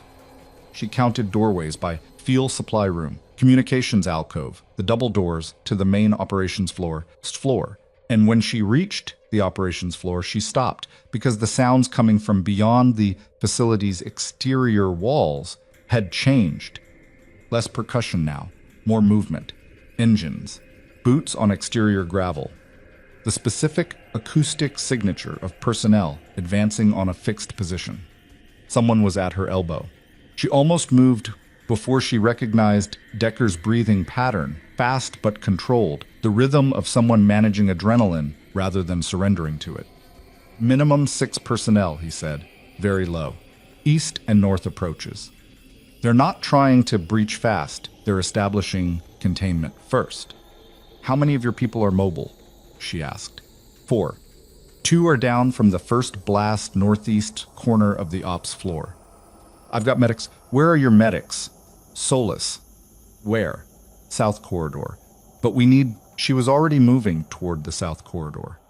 She found them in 30 seconds too of Voss's personnel, working by the light of a tactical flashlight on a man she recognized as part of the communications team. He had caught a piece of wall material from the first explosion, and the wound on his left thigh was significant, the kind of blood loss that had a timeline attached to it, and the timeline was not generous. The medic working on him, professionally, the medic working on him was competent. She could see that immediately from the tourniquet placement and the pressure dressing, but competent and sufficient were not the same thing in this particular situation. She knelt beside them. "Give me the light," she said. The medic looked at her. "I'm a trauma nurse. Give me the light and keep that pressure on." He gave her the light. She assessed in 45 seconds tourniquet was correctly placed but too loose by approximately 20% of necessary tension, which meant the blood loss was slower than it should have been, but not stopped. She tightened it 1 full rotation, felt the resistance change, watched the bleeding at the wound edge slow to a rate she could accept. "He needs a second line," she said. "Do you have IV access in your kit?" "Yes. 18 gauge, forearm left side. Wide open." "Do you have saline?" 1 liter. Run it." She stood. "He stays flat, feet elevated, if you can manage it with whatever's in here. Don't move him until the shooting stops. And if it doesn't stop..." She didn't answer that because it wasn't a question with a useful answer, and they both understood it. She went back to the operations floor. Voss was there. She couldn't see him, but she knew his voice, and he was on a radio that apparently still had battery power, talking in the compressed language of someone coordinating a defensive response with limited assets. She moved toward his voice, and when she was close enough, he registered another presence she recognized without looking at the qualities she recognized from people trained in the same system, the peripheral awareness that operates below the threshold of conscious attention. "South approach is still clear," he said to her, and into the radio simultaneously. "We're moving Farrell in 4 minutes. His lines are still running," she said. "If you pull the IVs before the vasopressor has..." "We don't have 4 minutes," he said. "We have 4 minutes before they complete the containment ring. After that, we have 0 minutes." He paused. "Can he walk?" She thought about Farrell's pressure, reading 90 minutes ago. 96/62. Low, functional, but the kind of low that made extended physical exertion a legitimate clinical risk. "For how long?" she asked. 200 meters to the secondary vehicle." "He can walk 200 meters, she said. "Slowly." "Not slowly," Voss said. She closed her eyes for 1 second. Then yes, with someone on his left side. That's you. I know. She went back to the medical bay. Farrell was already sitting upright. He had heard the conversation, or enough of it, and he was doing the assessment on himself that she would have done, testing his weight on his feet, gauging the room's tilt, deciding what his body was capable of, regardless of what his body would prefer. He was wearing a hospital gown, and his face in the tactical flashlight that someone had left in the bay was the color of old concrete, but his eyes were doing the thing they did. IVs come out, she said. I'll cap the line and we move. How bad is it outside? Bad enough that we're moving. She pulled the vasopressor line, capped it with practiced hands, taped it flat against his forearm. Left the saline line running. It would run dry in 20 minutes, but it was better than nothing. Can you get your feet over the side? He did. Slower than he wanted to. She could see the effort in the set of his jaw, but he did it without assistance and stood without swaying, which was more than she had cautiously expected. Left side, she said. She put her right arm behind his back, his left arm over her shoulders, and they moved. The south corridor was 60 feet long. In a building with power and stable footing, it was nothing. In complete darkness, with a patient whose blood pressure was 20 points below optimal over a floor, that the second explosion had shifted enough to create two distinct ridges of buckled concrete in the first 20 feet. It was an exercise in controlled problem solving. She navigated by the same wall contact method, counting her steps, keeping her weight available to support his without making the support feel like handling. He was not a man who responded well to being handled. She had understood that about him from the first conversation in the trauma bay, and she worked with it. They made the south exit in 4 minutes and 11 seconds. The air outside was cold and smelled of smoke and wet ground, and the darkness outside the building was a different quality than the darkness inside, less absolute. The sky overhead carrying some ambient light from the city's distant glow that gave the landscape a faint blue-gray definition. She could see the secondary vehicle, a civilian SUV, dark-colored, unremarkable, parked 80 meters away, across what had been a maintenance lot. She could also see, at the edge of her vision, to the northeast, 2 tactical lights moving at the perimeter. They were sweeping methodically. Not at the south face yet. Not yet. Move, Voss said from behind her. He had materialized from the exit behind them, with 2 of his personnel flanking. They moved. The 80 meters felt considerably longer than 80 meters. Farrell was working hard. She could feel the effort in his breathing, the irregular quality of it, the way his weight shifted toward her on the uneven ground in a pattern that told her his blood pressure was doing something she couldn't currently measure and would not enjoy measuring. If she could. She kept moving. He kept moving. He kept foot, then another, on ground that was gravel in some places, and mud in others, and twice a concrete pad that offered enough solid footing that she let herself pick up the pace. A shout came from the northeast perimeter. Then a light swung toward them. Don't run, Voss said. Walk faster. She did not run. She walked faster. The SUV was 30 meters away, then 20. Then the door was open, and she was getting Farrell into the back seat with a hand on his head and a hand on his arm, and she was in behind him before the first shot from the perimeter hit the vehicle's rear quarter panel with a sound she was starting to recognize with a familiarity she hadn't asked for. The driver did not wait. The SUV did not. At SUV, came out of the maintenance, lit his sense speed, pressed back against the seat, and made Farrell grip the door handle with whitening knuckles. And she got her fingers on his wrist and counted his pulse by feel in the dark of the moving vehicle. And the number she got was fast but present, and she held it as her primary data point and breathed against it. They drove for 22 minutes without speaking. When this SUV stopped, they were in a parking structure in a part of the city she didn't recognize, and a second vehicle was waiting. The transfer took 3 minutes. By the time she had Farrell settled in the new vehicle with a blood pressure reading from a portable cuff, 88/58, lower than she wanted, but not yet in the territory that required immediate intervention, the facility they had left, was, according to what Voss said into his radio in the front seat, fully breached. Blackridge had taken the building. But Blackridge had taken an empty building. She sat with that for a moment, felt the specific, complicated quality of it, the near thing, the thing that had almost been different. She checked Farrell's pressure again. 15 minutes later, 91/61, moving in the right direction. She let herself unclench something in her hands that she hadn't consciously clenched. "You're going to be all right," she said. "I know," he said. His voice had the rough, stripped quality of exhaustion. "You keep telling me that. You keep needing to hear it." He almost laughed. It came out as something quieter. "Mara," he said her name with the careful weight of someone who is about to say something they have thought about for a long time.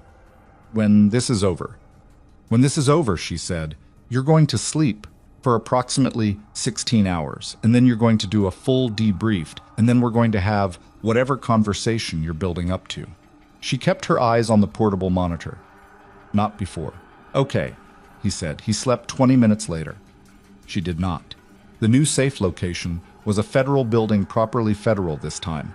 Visible insignia, uniformed personnel, the kind of institutional security that operated by rules that included paper trails and oversight.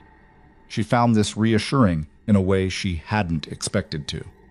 Decker met them in the underground entrance and looked at Farrell and then at her and said, "You both look terrible," which she accepted as accurate.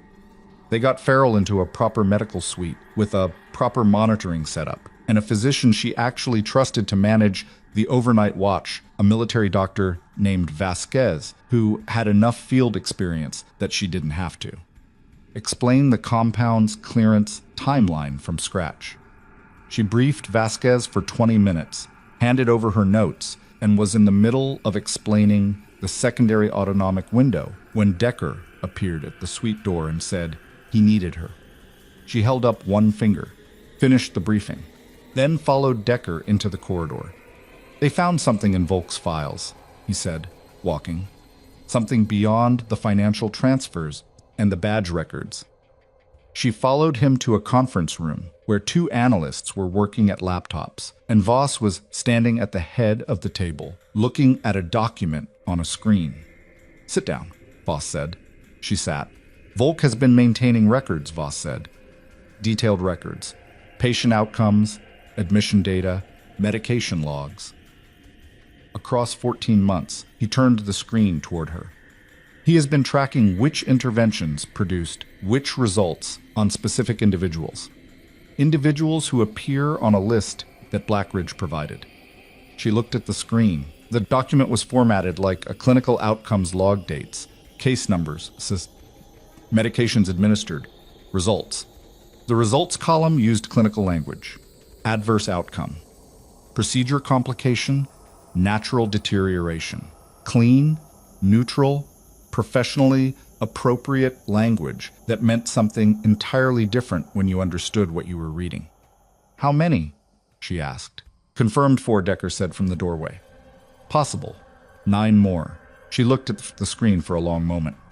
She thought about the men and women represented by those case numbers, and their families, and the people who had been told that a loved one had experienced a procedure complication or a natural deterioration, and she thought about Harrison Volk reviewing those outcomes in his office and filing them under the correct column.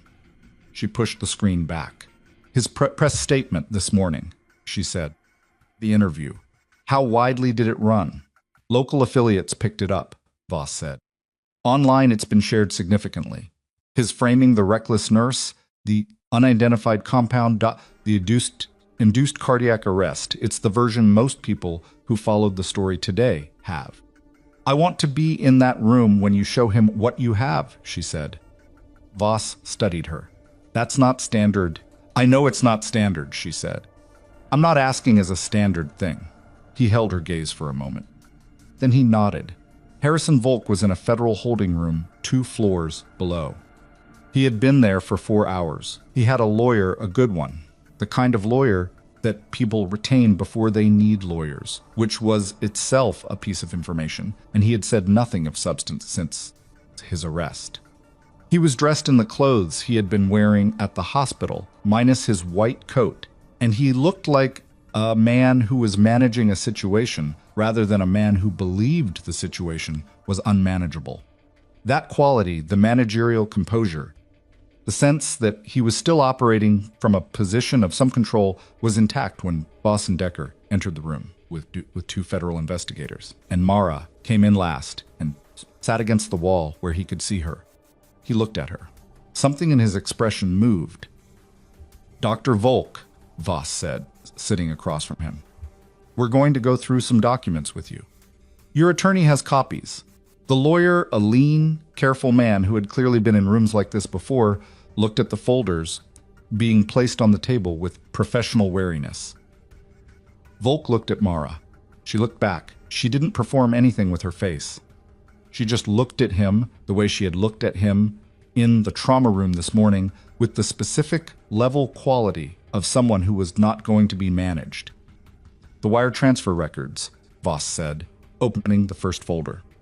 3 transactions, 14 months. Originating entity is registered as a logistics consulting firm. The beneficial owner of that firm connects to Blackridge Strategic through 2 intermediate holding companies. The destination account connects to you through a similar structure. He set the document in front of Volk. "This one we have completely." Volk's lawyer put his hand on his client's arm.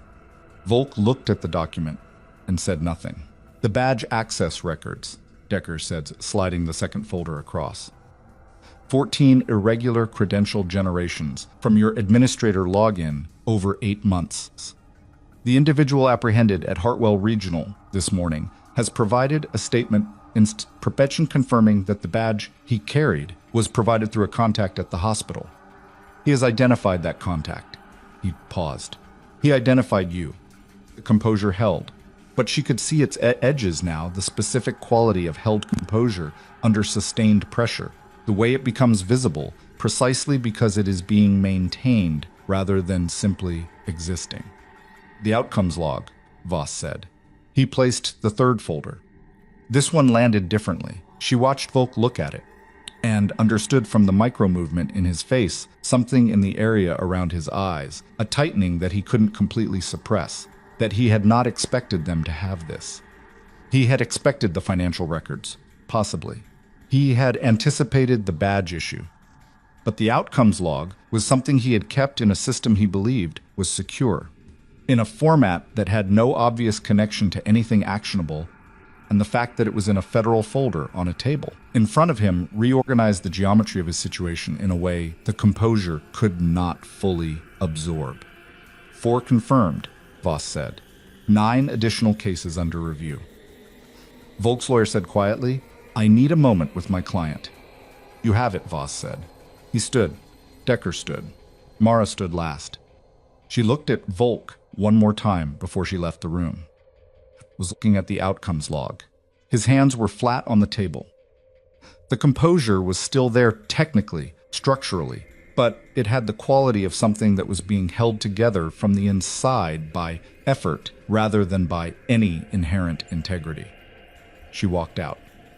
In the corridor, she leaned against the wall and looked at the ceiling for a moment. Voss stood beside her and didn't speak, which she appreciated. "The morning interview," she said. "Is there any way to minus—" "The federal investigators are issuing a statement in the morning," Voss said. "It will include the confirmed charges, the badge access evidence, and the financial records. It will also include a full account of what happened in the trauma room and what the compound was and why it was necessary." He paused. "Your name will be in it, your operational background, to the extent it can be disclosed." "To the extent," she said. "Some things remain classified," he said. "But enough." She nodded. Enough was a word she had made her peace with in a different context years ago, and it served adequately here. She was walking back toward the medical suite to check on Farrell when her phone buzzed. "The number was Reyes," she answered. "Blackridge's upstream leadership," Reyes said without preamble. "We've had a name for 6 hours." It's confirmed now from 3 separate sources. A pause. Are you somewhere you can hear this? Yes, she said. He said the name. She stopped walking. The name belonged to a person she had not heard mentioned once in the last 18 hours of operational briefings, debriefs, data analysis, and conversation. Not by Decker. Not by Voss. Not in the outcomes log. Not in the financial records. Not in any of the documents she had seen laid on that table in the holding room. The name belonged to a person who had been, to all appearances, entirely absent from the Blackridge picture. The name belonged to the head of the federal task force that had been investigating Blackridge for the last 2 years. The task force that Decker worked for. She stood in the corridor of a federal building, surrounded by personnel who reported up a chain of command that ended at a name that had just been handed to her as the operational head of the network they were supposed to be dismantling. And she thought about the 11-second call that Volk had made before his arrest.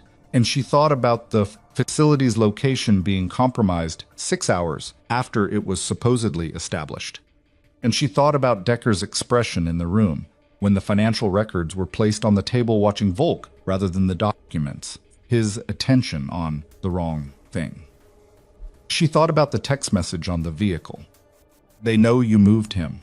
4 words that had arrived on a number she didn't recognize and had never traced because everything happened too fast. She had one asset in this building she trusted completely.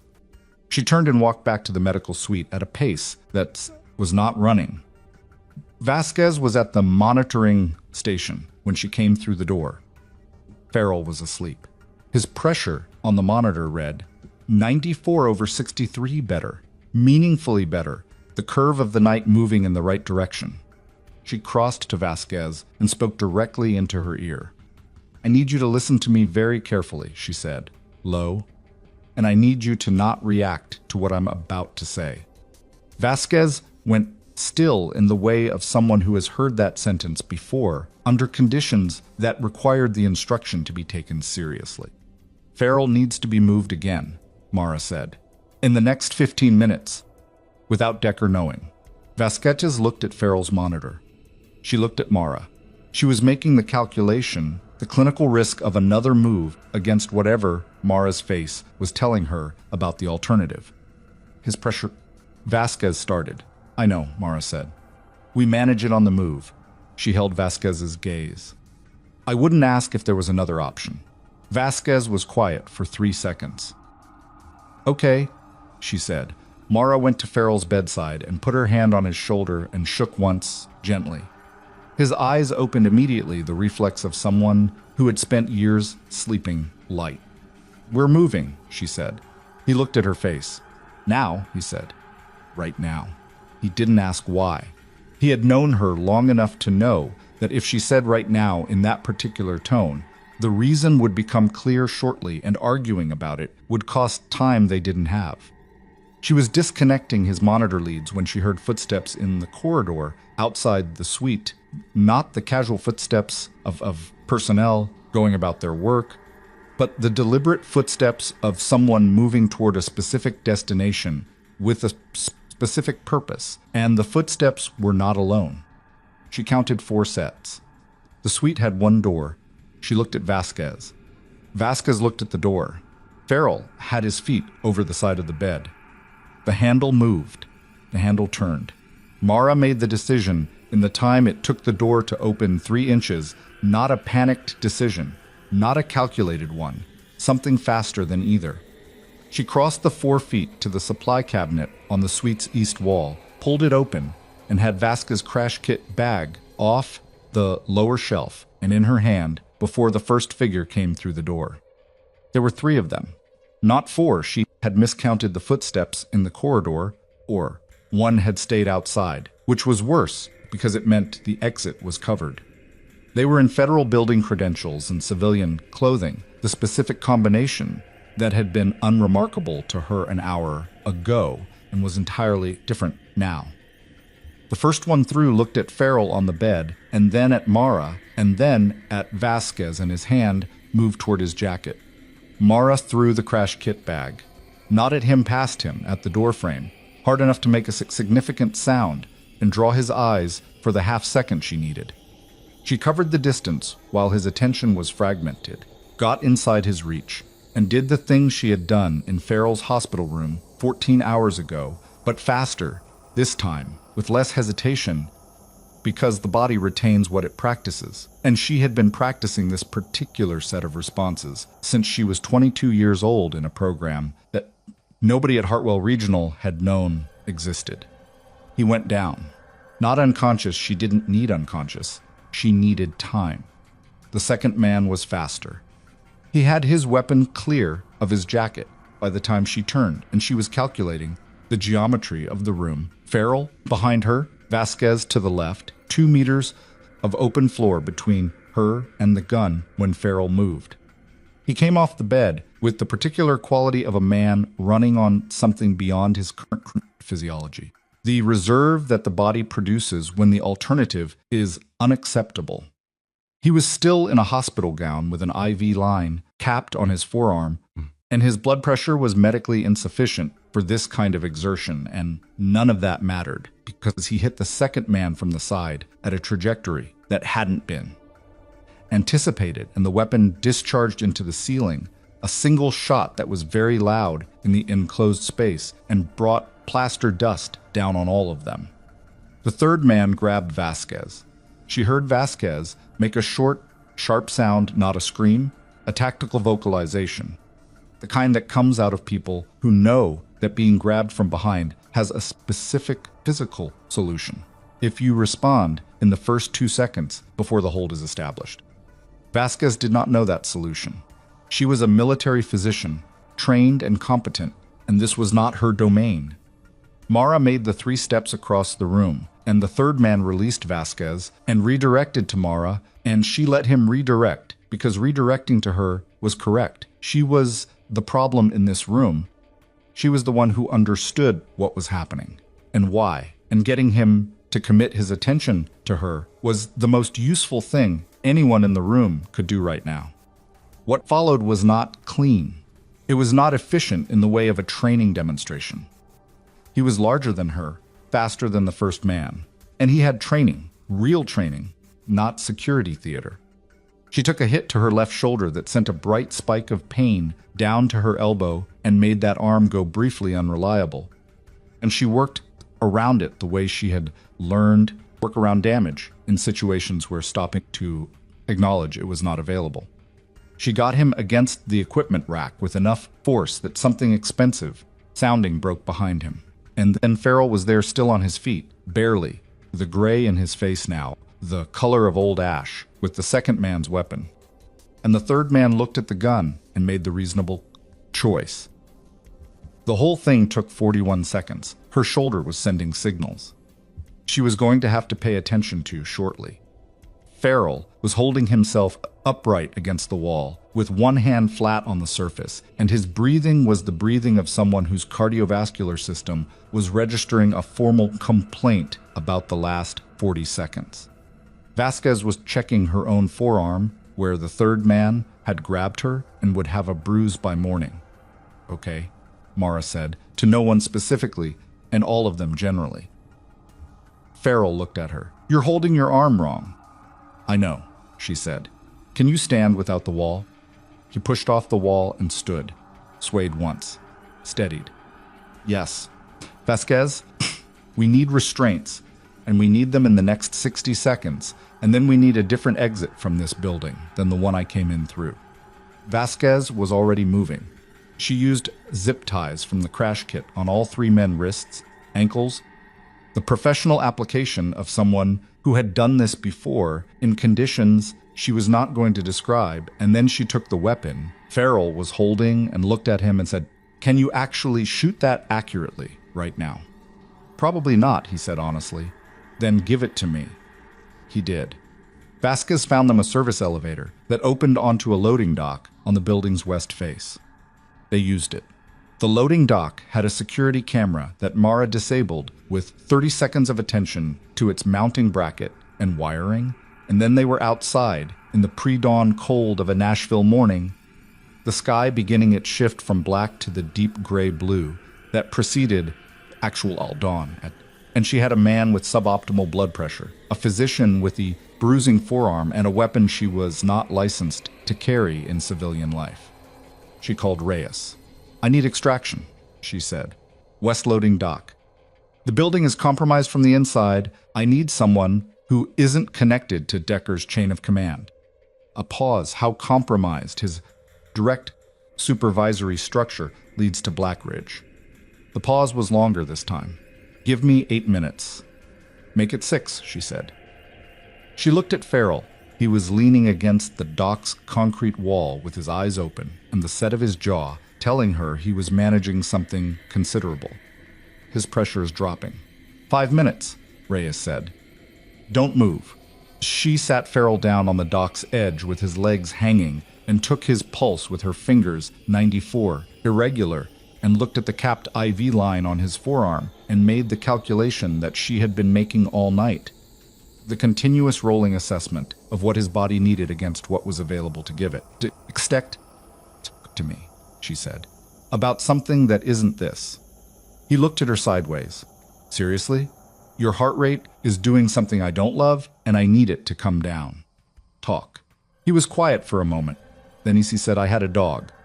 Before all of this, a shepherd mix named Hector. I gave him to my sister when I was deployed the second time, and she kept..." He paused. "She sends me pictures sometimes. He's fat now." "Good," she said. His pulse was coming down marginally. "What's your sister's name?" "Diane. She's a third-grade teacher in Ohio, and she has never once in her life done anything more dangerous than a heated argument with a school board. And I have always considered her the smarter of the two of us." "She sounds like it," Mara said. "Yeah," he said. Something in his voice had a quality that didn't have a clinical name, but that she recognized the specific, unguarded tiredness that comes when a person has been operating at maximum capacity for long enough that the performance layer drops away. "I'm tired, Mara, I know. Not just tonight." "I know that too," she said. The extraction vehicle arrived at 4 minutes and 50 seconds. Not Reyes, a woman she had never met, whose name she was not given, who drove with the focused calm of someone who understood the nature of the situation and did not require explanation. They got Farrell into the back. Vasquez went with him. Mara got in the front. She looked back at the federal building as they drove away. One lit window on the upper floor. She thought about Decker in his corridor somewhere, and whether he knew yet what had been found, and how long the name Reyes had given her had been sitting in a classified file that Decker had access to. She stopped thinking about Decker and looked at the road. They drove for 31 minutes to a location. She also was not given in advance a private medical facility. Small, the kind of place that existed in the network of resources that certain programs maintained for exactly these contingencies. A physician she didn't know and didn't need to evaluate Farrell within 10 minutes of arrival. She gave the briefing her self-compound identity, timeline, current hemodynamic status, the exertion of the last hour, and then she stood outside the evaluation room and let someone else manage it for the first time in 18 hours. Her shoulder was a deep, persistent ache from the impact point radiating into her neck. She found a chair in the corridor, sat down, and finally let herself feel it. Not just the shoulder, all of it. The morning in the trauma room. Volk's voice, her badge on the counter, the parking structure, and the helicopters and Reyes on the phone saying, "We have a situation," and everything that had come after. The compound and the dark and the drive and the shots and Farrell's pulse under her fingers in 4 different vehicles, and the man in the maintenance coverall and the outcomes log with its clean, clinical language for what Harrison Volk had done. To people who had come to his hospital seeking care. She sat in the chair and felt it. And it was not a manageable quantity of feeling, but she was not trying to manage it. She was just letting it be what it was. After a while, Vasquez came and sat beside her. Neither of them said anything for several minutes. Then Vasquez said, "Your shoulder needs imaging." "I know. There's a machine here." "I know that too. Are you going to..." In a minute, Mara said. Vasquez sat with her for the minute. That was a decent thing, and Mara noticed it. The shoulder was a grade 2 AC joint sprain. The imaging confirmed it hours later. No fracture, significant soft tissue damage that was going to be painful and limiting for several weeks and heal completely if she didn't do anything stupid. She accepted the sling and the medication instructions for the anti-inflammatory and ignored the part about activity restriction, because activity restriction existed on a spectrum, and she would interpret it as the situation required. Reyes arrived at the facility at 6:40 in the morning. He was shorter than she remembered, or she had been remembering a version of him from when she was younger, and everything felt larger. He had gray in his beard that was new, and he moved with a slight favoring of his right leg that she had not noticed before. He looked at her sling and said nothing about it, which was correct. They sat across from each other in a small room, with bad coffee and better information. "The name I gave you," he said. "It's been transmitted to the Inspector General's office, the Senate Oversight Committee, and 2 federal judges who are not in Decker's operational chain." He paused. "It's not going to be contained." "How long until it's public?" she asked. 48 hours, maybe less. He wrapped both hands around his coffee cup. "Decker is in custody as of 2 hours ago.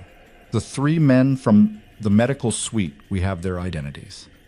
They connect back to a Blackridge operational cell that has been active for at least 18 months. He looked at her steadily. "The task force is being restructured under independent oversight.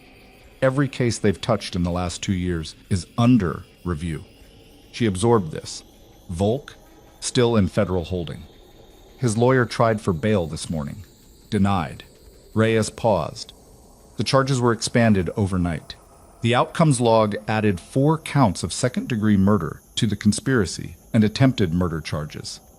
His career is over, and he will not see the outside of a federal facility for the remainder of his working life.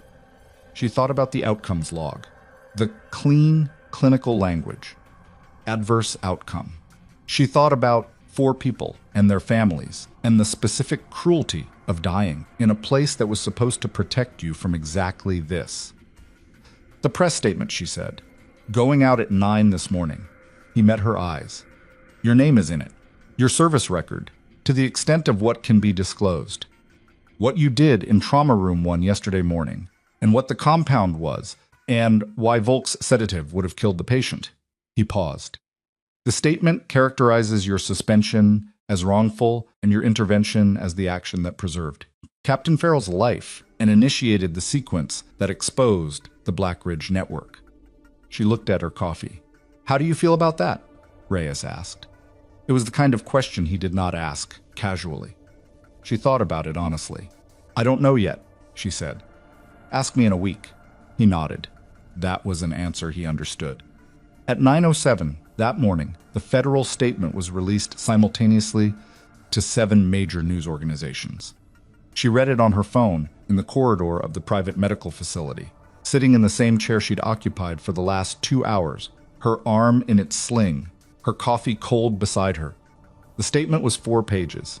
It named Harrison Volk, named the charges, named the Blackridge network, provided a partial account of the network's operational scope and the confirmed outcomes cases. It named Mara Solis, described her service background in the terms that were available, and stated clearly and specifically that her intervention in Trauma Room 1 at Hartwell Regional Medical Center had been medically correct, clinically necessary, and directly responsible for Captain Farrell's survival. Her phone started ringing at 9:12. She turned it face down. At 10:30, Voss arrived. He looked like a man who had not slept, which was accurate, and who had spent sleepless hours doing things that had produced results, which was also accurate. He sat across from her in the small room. He sat across from her and folded his hands on the table and looked at her with the expression of someone who is about to offer something that matters and is taking a moment to frame it correctly. "Farrell is going to be all right," he said first. "I know," she said. "I checked his chart at 6. His pressure is up to 104/70. I saw," he almost smiled. the 3-degree version. I'm going to ask you something, and I want you to hear it completely before you respond. Okay, she said. There is a program being built, he said. It's been in development for 14 months. The premise is that military operations increasingly occur in environments where conventional medical evacuation is not viable, and the gap between field trauma care and full surgical capability costs lives that do not need to be lost. He paused.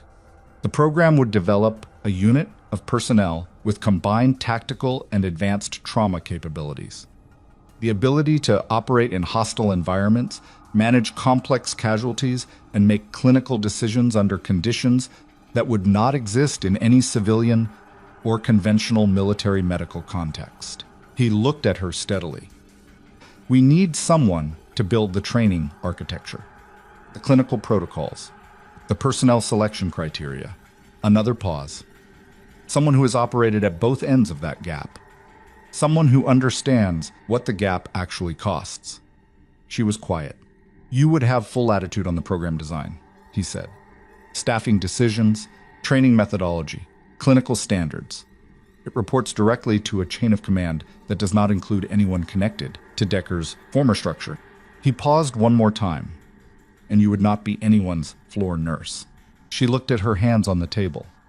The left one below the sling, the right one, which had been steady in every moment over the last 24 hours, when steadiness was the only available option.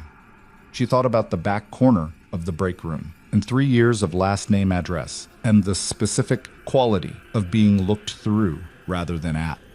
She thought about that, not with bitterness she had made the choice. She had constructed the invisibility herself. She had believed she needed it. She had been wrong in the specific way that people are wrong when they mistake self-protection for self-preservation. She thought about Farrell's pulse under her fingers. She thought about the man in trauma room 1 at 6:47 in the morning who had been dying by a mechanism that only she in that building understood, and the 23 seconds between understanding it and doing something about it, and what would have been true if she had let the moment pass. She thought about Volk's outcomes log, and the 4 names in the confirmed column, and the 9 in the possible column, and the 12 hospitals on the list, and what it meant that Blackridge had been operating for 6 years before yesterday. I have conditions, she said. I expected that, Voss said. The clinical protocols are mine, not subject to revision by anyone, without equivalent medical qualification. If someone without that qualification overrides a clinical decision in the field, I walk. Accepted. Personnel selection includes a psychological assessment component that I design. I've seen what happens to people who carry this kind of dual capability without the right foundation. I'm not building a unit of functional casualties. Accepted. And I want access to the Blackridge case files. All 13 hospitals. All the identified outcomes cases. Not as an investigator, as a medical consultant. She met his eyes. Those families deserved to know what happened to their people from someone who can explain it in terms that don't require a law degree. Voss was quiet for a moment. That one I'll have to work on. Work on it, she said. I'll wait. He looked at her for a long moment. Then he extended his hand across the table. She shook it. She went to see Farrell at 11:15. He was propped up in the medical bed, with better color than she had seen on him since the transport vehicle, his pressure reading on the monitor at 106/72, which was not where she wanted it long-term, but was where she was prepared to accept it for now. He was eating something from a hospital tray with the focused determination of someone who understood that eating was a clinical priority rather than an appetite. He looked up when she came in. You look terrible, he said. You said that yesterday, she said. Yesterday you looked less terrible. Today you've lapped it. He looked at the sling. How bad? Grade 2, it'll heal. She sat in the chair beside his bed. Your pressure is better, Vasquez told me. He set down his fork. She also told me what happened in the medical suite last night. The 3 men. She said you handled all 3 of them. Vasquez helped. Vasquez said she didn't help, he said. She said she watched. He looked at her with the specific quality of attention that she had not seen from him since the field, since the version of their relationship that existed before she had tried to build a quieter life. What did Voss offer you? She told him. He listened without interrupting, which was something she had always respected about him, the capacity to receive information completely before responding to it. When she finished, he was quiet for a moment. Are you going to take it? Yes, she said. Because you want to, or because it's available? It was the right question. It was the question that nobody else in the last 36 hours had thought to ask, including Voss, and it deserved a real answer. She thought about it honestly, the way she had thought about Reyes's question earlier. She examined the answer for the parts of it that were obligation and the parts that were fear and the parts that were simply the habit of moving toward emergencies, because that was what she had been built to do. And she looked for the part that was actually her Mara, not ghost, not mouse, not the designation or the diminishment, but the actual person underneath both of them. Because I'm the right person for it, she said. And because I'm tired of being useful in ways that nobody knows about. She paused. That's not the same as wanting credit. It's something different. He considered this. Recognition, he said. Not from other people, she said. From myself. She looked at her hands. I think I've been hiding for so long that I forgot the hiding was a choice. Like it just became the condition. She paused. It isn't the condition. It was a decision I made, and I can make a different one. Farrell looked at her for a long moment. Then he said quietly, yeah, just that. The one word with the weight of someone who understood what it cost to arrive at that particular sentence. She nodded. She left him to his hospital tray and his better blood pressure and went to find a window because she had been inside since the previous morning and she needed to see the sky. The window at the end of the facility's main corridor looked west, over a section of city that was waking up into an ordinary Thursday cars on the road. A coffee shop sign visible 2 blocks away. A woman walking a small dog along the sidewalk with the focused disinterest of a daily routine. The city did not look like a place where anything particular had happened the day before. It looked like itself. Her phone had 47 missed calls and a volume of messages she was not going to address today. Several were from media outlets that had apparently obtained her name from the federal statement. Several were from Hartwell Regional's administrative team, which she found instructive, the hospital calling her now, on the morning after, when yesterday morning she had been handed back her badge and told termination paperwork would follow in 72 hours. She called none of them. She called one number. It rang twice. Del Rey, she said, when the second-year nurse from Hartwell Regional picked up. The young woman who had started to say something in the corridor and been gently stopped. It's Mara Solis. A pause. I saw the statement, Del Rey said. Her voice was doing something complicated. Are you okay? I'm all right, Mara said. I wanted to call before you heard it from someone else. She paused. I also want to say thank you for yesterday morning in the corridor. I didn't do anything, Del Rey said. You tried to, Mara said. That counts. A longer pause. What are you going to do now? Mara looked out the window at the street below. The woman with the dog had rounded the corner and was gone. The coffee shop sign was still there. Something that fits, she said.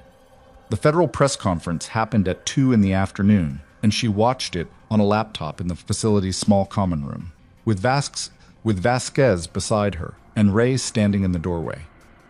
The senior federal prosecutor read the charges against Harrison Volk conspiracy, 14 counts of illegal access to protected federal systems, 4 counts of second-degree murder, 1 count of attempted murder for the Captain Farrell case, and his participation in the Black Ridge Strategic Network. The charges against the network's operational head, whose name was now public, were read separately, broader, more complex, the kind of charge sheet that reflected years of architecture rather than individual acts. The prosecutor described what had happened in Trauma Room 1 at Hartwell Regional Medical Center At 8:17 the previous morning. She described it accurately and completely, including the compound, including the mechanism, including the fact that the attending physician had moved to administer a sedative that would have caused the patient's respiratory failure. She described Mara Solis's intervention, her service background in the terms that were reciprocal, and the outcome. She used the word correct twice. Mara's clinical assessment had been correct. Her intervention had been correct.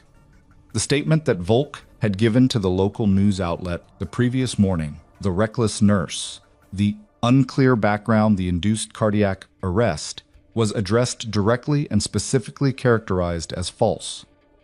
Mara watched the screen. She had a complicated relationship with public vindication, she discovered, sitting in that common room with bad coffee going cold beside her. It was not the simple, clean satisfaction that she might have expected if she imagined this moment abstractly. It was more specific than that, and more personal.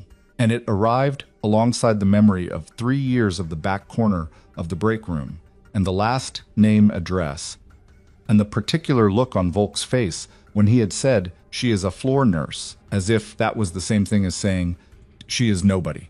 She had been somebody the entire time. That was the thing that sat with her, not with bitterness, but with the particular clarity of understanding something late that had always been true. She had not needed to become somebody. She had not needed the military to confirm it, or the federal statement to establish it, or General Aldrich Voss to explain it to a room full of people who had been looking through her for 3 years. She had been somebody the entire time. She had simply chosen, for reasons that made sense at the time and less sense in retrospect, to make herself invisible inside it. She would not make that choice again. Volk's perp walk was not televised. Federal arrests did not work that way, but a photographer on the street outside the federal holding facility caught a clear image of him being transferred between buildings in handcuffs, and that image was on 3 news sites within the hour. She saw it once and didn't seek it out again. It was not satisfaction she felt, looking at it. It was something closer to sorrow, in the specific way that it is sorrowful when a person who plans to do good chose to do the opposite of good for long enough, that the two things became entirely impossible to separate. 4 people, 9 more under review. All of them had come to a hospital seeking care. She thought about that. She would continue to think about it. At 4 in the afternoon, she went back to Farrell's room. His pressure was 110/74. His color was the best she'd seen it. He was reading something on a tablet, and he set it down when she came in and looked at her with the alert, present quality that she had come to understand as his version of asking a question. "Voss wants to know your timeline," she said. "My timeline for what?" "Recovery? Return to duty." She sat. "He's building the program around your intelligence from the Blackridge case. There's exposure data in there that's going to define the threat parameters for the new unit." 2 months, Farrell said. "Minimum. Vasquez told me not to push it." "Vasquez is correct. Don't push it." He looked at her. "Are you going to be around for the 2 months?" She considered the question in all the ways it could be meant, and she answered the one she thought was closest to what he was actually asking. "I'll be building," she said.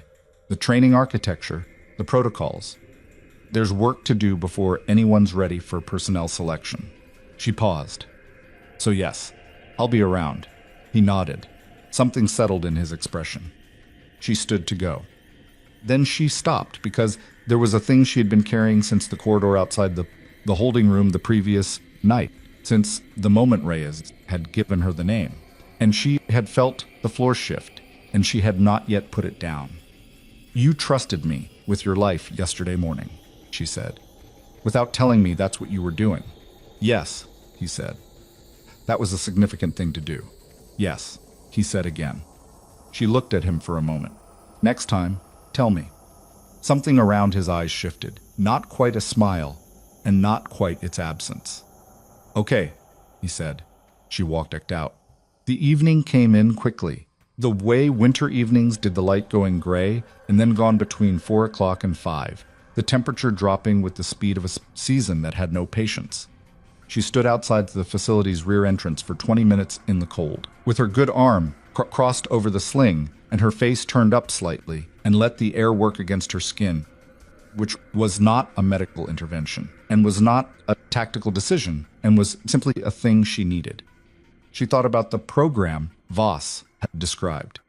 She thought about the training architecture she would build and the people she would select and the protocols she would write and the gap she would work to close, not just the tactical to clinical gap, but the other one.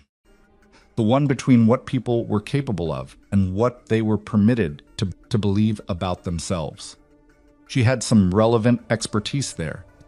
She thought about a woman who had spent 3 years becoming smaller and quieter and more invisible in the belief that the world required that of her. And she thought about what it had cost and what had finally interrupted it. And she thought about the fact that a man had needed to nearly die in a trauma room before she had been willing to remember what she was. She would not wait for the next near thing. She had spent 7 years as Ghost. She had spent 3 years as Mouse. Both of those were true. Both of those were her. The woman who had performed surgeries in the field at 23 and the woman who had charted quietly in the back corner at 34 were not different people. They were the same person who had made different choices about how much of herself to put in the room. She was going to put more of herself in the room. Starting tomorrow. Starting with the blank document on a laptop she hadn't opened yet, where the training architecture would begin. Starting with the first page of protocols she would write from scratch, without apology, drawing on everything she had earned in every context she had ever occupied, the classified ones and the civilian ones and the ones that had existed in between. She was not Ghost. She was not Mouse. She was Mara Solis, and she was 34 years old, and she had reservation, and without reservation, stopped pretending that those were two separate things. Her phone buzzed. A text from Voss. The program has a provisional name. Working title, Meridian. Your call whether it stays. She looked at the word for a moment. The meridian, the line that marks the highest point. The moment between what came before and what comes after. She typed back, it stays. She put the phone in her pocket and stood in the cold for another minute, and then she went inside, because there was work to do, and she was the person who was going to do it, and that was not a burden she was carrying. It was simply, finally, who she was.